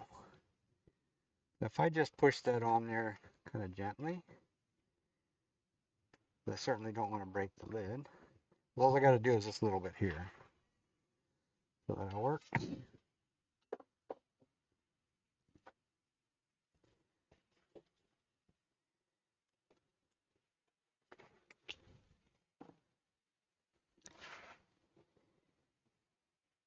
Because the group that I participate in on Wednesday evenings, they even actually had one guy made a demonstration on just that very fact of why you don't wear gloves around the lathe. And he actually put I forget what he put it. He even had used the glove that I have on right now, these Nerdle gloves. He said a lot of people feel that they're safe enough. He said, but they don't, they tear easy enough when you don't want them to. But, he said when they get caught on something, then they don't tear. And there goes your fingers. Broken fingers or whatever. That's where you'd be fortunate enough to only end up with broken fingers. At one point in time, I worked in the paper industry, and there was a guy got sucked into a rewinding machine and damn near lost his arm. He might as well have lost his arm because it was so chewed up that there was almost nothing left of his arm. And he didn't even have a glove on. He just put his hand in the wrong place. So that's that. And once again, we'll shoot a little activator on that.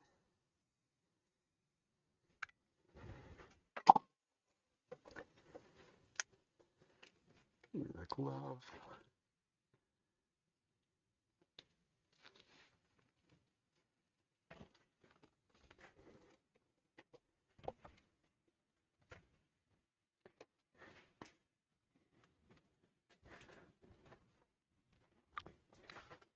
So that's where we're at so far. Kind of a cute little box, a little detail up here. Once we buff it, there's some little bumps in there from super glue, but we'll get them squared away.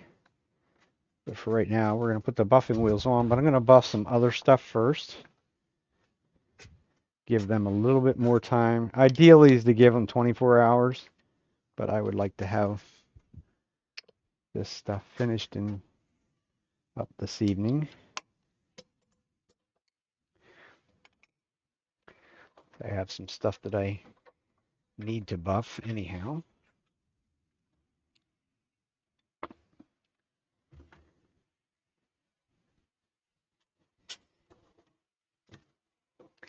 And then we'll call it a day.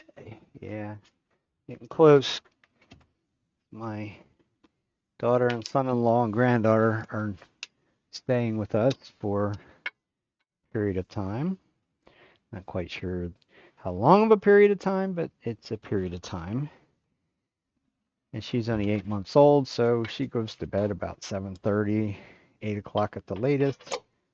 I already had strict instructions that they'd be done making noise by then because they are staying in the family room here in the basement, so which is right next door to my shop.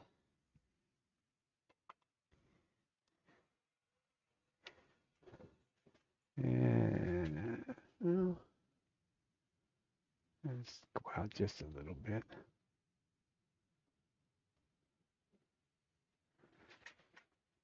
So let's go get a couple of the pieces that we need to do.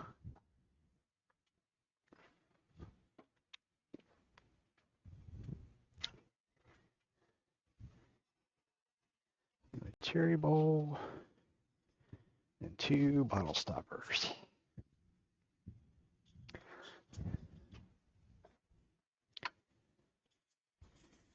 So we'll do the cherry bowl first. This is actually the cherry bowl from probably 2 weeks ago, maybe? Something like that.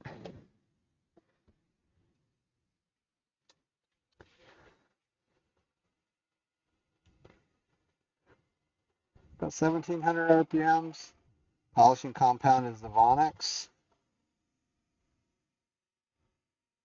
This is a 3408.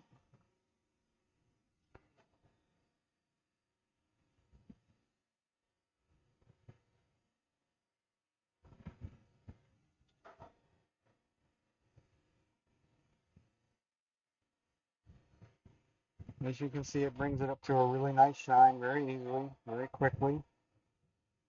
Not like the no muss, no fuss kind of a situation.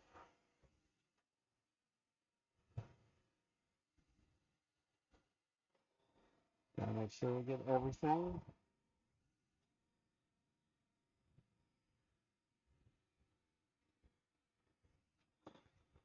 Get down in the beads.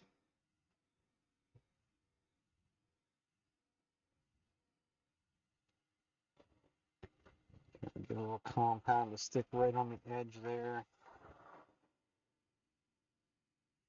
If there's a downfall to the raised slit, that would be one of them, is to try and get in there to buff. But use the corner of the wheel. Usually does a pretty good job.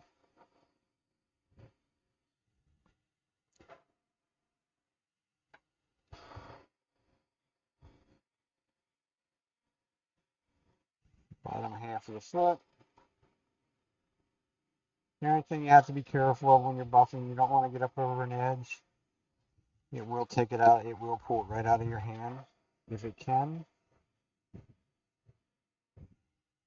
Look for any place that's dull.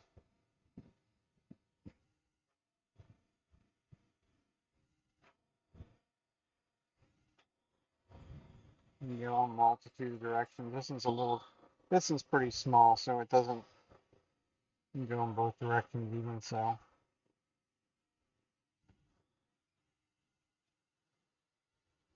Now the question is, yeah, barely. This is one of these maneuvers that can cause me some aggravation. I'm really watching the front edge of the bowl rather than anything else. Because if it gets a hold of that, it's going to go smashing against the wall.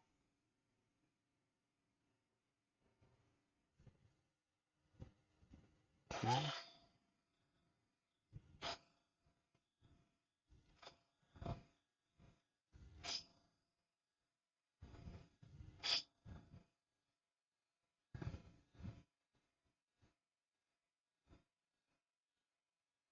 Go the whole way around the rim. That one's done. Well, not quite done. I'll have to put some carnauba wax on it yet. This is a bottle stopper. This is a piece of maple burl.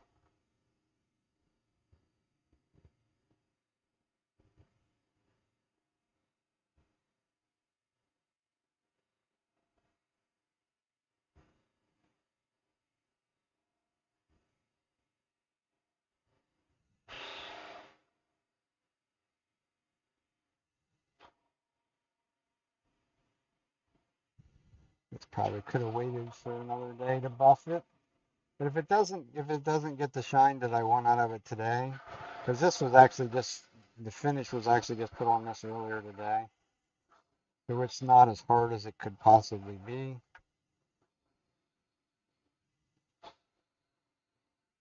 But there's nothing says that I can't come back tomorrow or another day and rebuff it. And there's compound on there to help.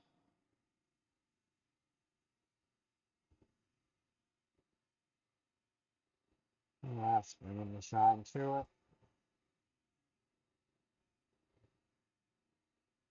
This was done the same way I just did the lidded box. One coat.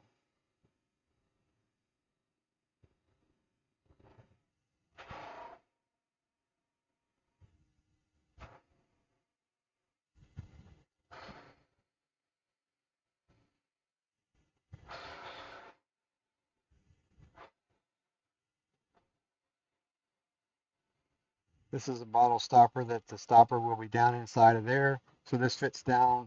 Well, I'll be able to show you here in a couple of minutes because I think I do have the wine bottle. Not down here. No, I don't. Never mind. But I can put the insert in. I'll show you what it does. This is another piece of the maple burl. This one had a spot that was basically fell out. So I filled it with some epoxy. This one doesn't have the lines on it because I wasn't sure how I was going to deal with getting around the epoxy part of it.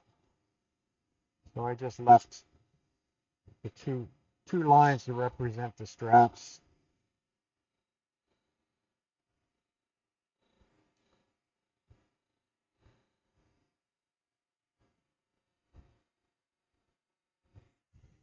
And I would assume, I'm pretty sure, this is just like the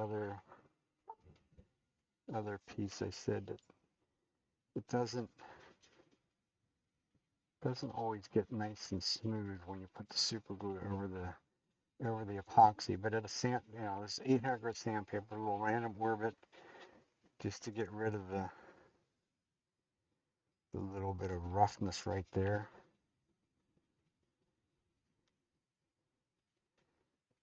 And then we'll go back and we'll buff that, and that should get rid of it. This buffing compound is designed to buff plastics and lacquer. Native epoxy is just some sort of a form of plastic. So it does shine that up quite nicely. We'll get rid of the very fine, the 800 grit scratches will disappear.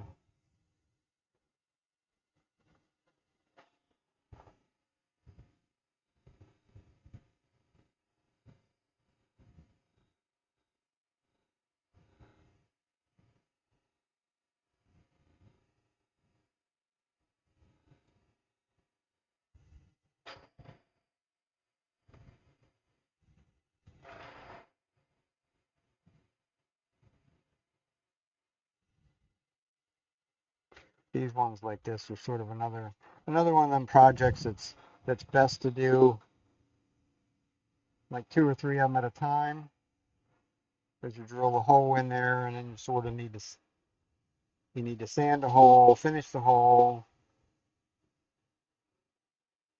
and it's easier if you can do a couple of them at a time or something like that. Fingers tell all. If I find any place, there's a place right there that's a little bit rough that I must have missed wiping off the excess. So get it back to finger smooth and just hit it with a little bit more buffing and to bring the shine right back to where it was. You never know where you sanded that. It's kind of the wonders of it, because you're not sanding. Is what we're really buffing is what went down into the wood. So what's laying on the surface just needs to go away.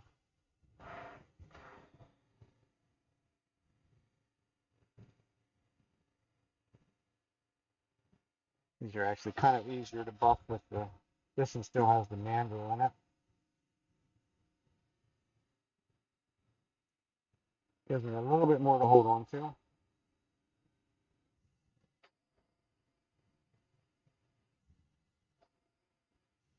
I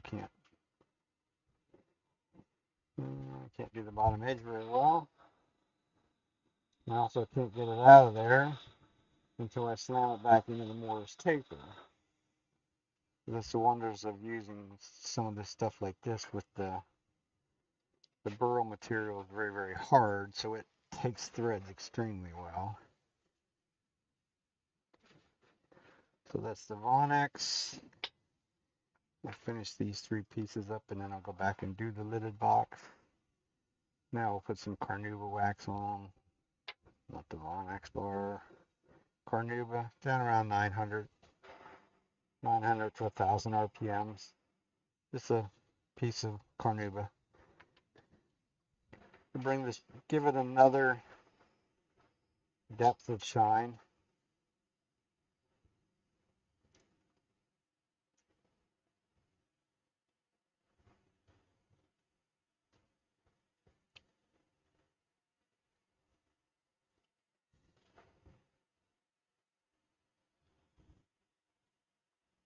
We'll do the whole thing just like we did before.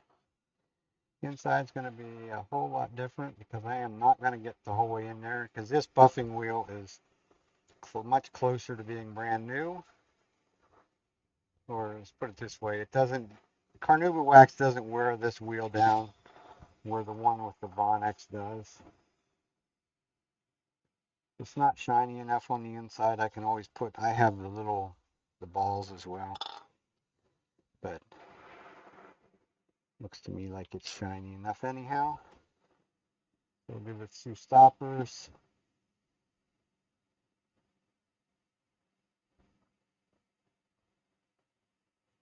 The Carnauba wax is very durable. It's very, very good with the people picking it up and touching it and not showing fingerprints and all that stuff. You could put multiple layers of it on if you wanted to. I just generally myself did it one time and usually call it good enough.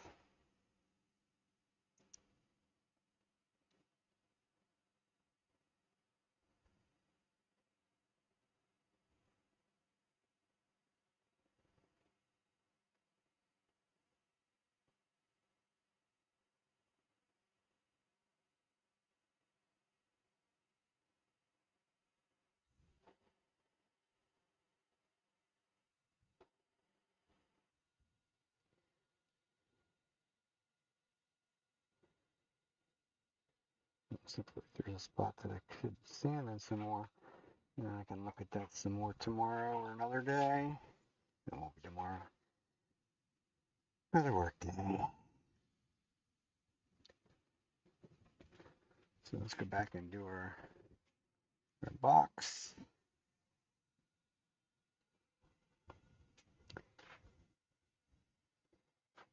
And I said I needed to sand a little bit.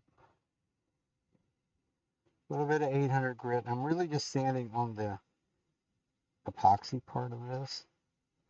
It doesn't really matter if I go out over it. Anyhow. Because there was definitely some there that I did not get it wiped off so well.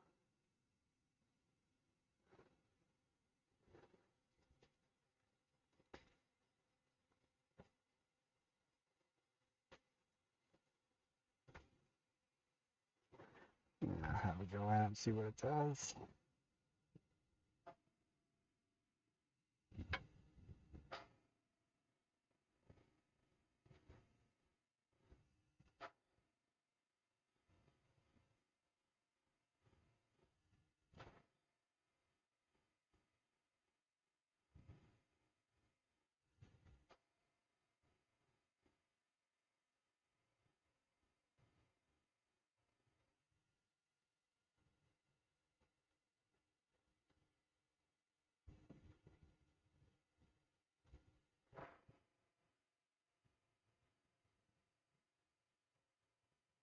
Looking pretty good.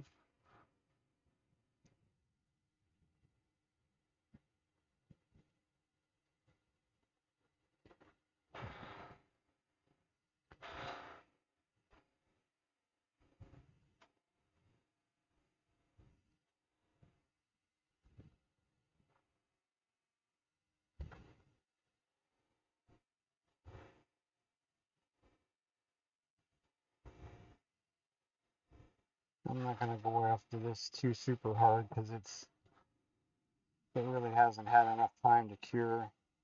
I'll just create more work if I keep messing with it too much. I'll get it a little bit of the shine,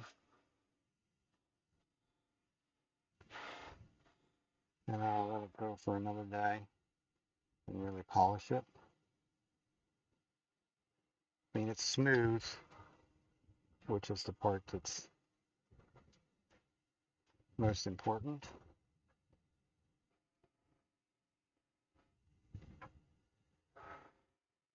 The ash is pretty porous, so it will soak more material in. There's probably still some below the surface that's not set up yet, certainly not cured. And if I buff it too hard and generate enough of sort of the vacuum going over the little tubes, it'll suck it back to the surface, and then I'll have to sit here and sand it some.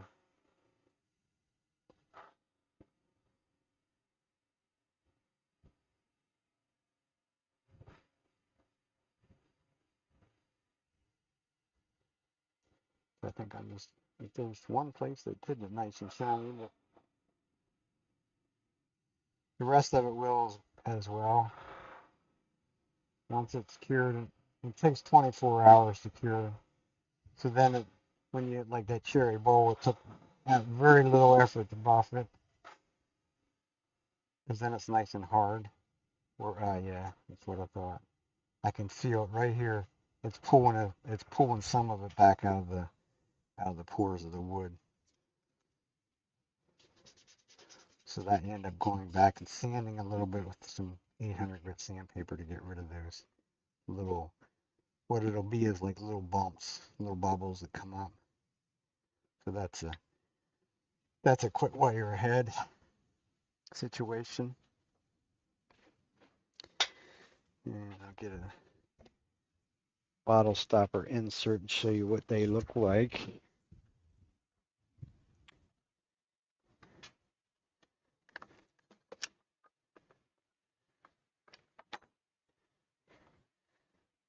This is pretty, well, I do have a couple other bottle stopper blanks that I have made that would be different.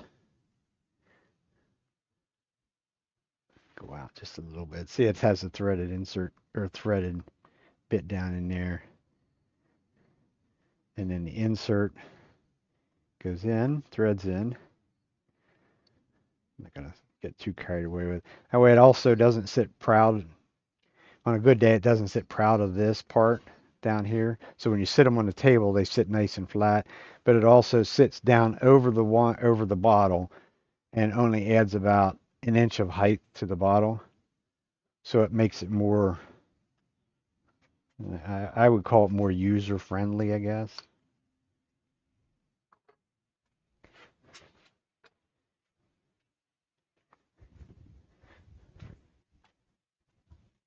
I hadn't been taking a bottle along, but I had some people at the one craft show earlier this year that asked they asked what they were for starters, and I told them and I showed them I had a little wooden one that I had made. It's just a little short thing,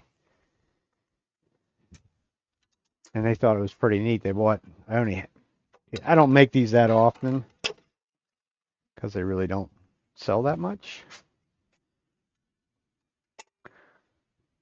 And those two ladies and then somebody else, I think there was somebody else there and heard the same scenario, and they thought they were neat. And so instead of having 4 or 5 of them, I was down to like 2. So that's what our little box looks like. Line the grain up a little bit. Little copper, swirly copper colored top on it. Inside. Nice and smooth. Rounded, so if you were like a lady would put their little jewelry or whatever in there, they could stick their finger in and slide it right up the side, which is my intent on when I make them like that. So that's that. It's all she wrote.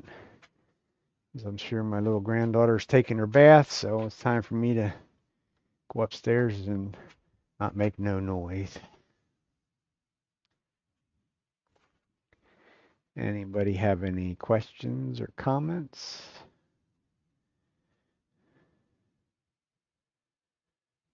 Feel free. Looks like Rhinus Leatherworks is on. Looks like they're doing some work, so we'll go to there. So I'm going to go over here to YouTube and quit. Stop that one.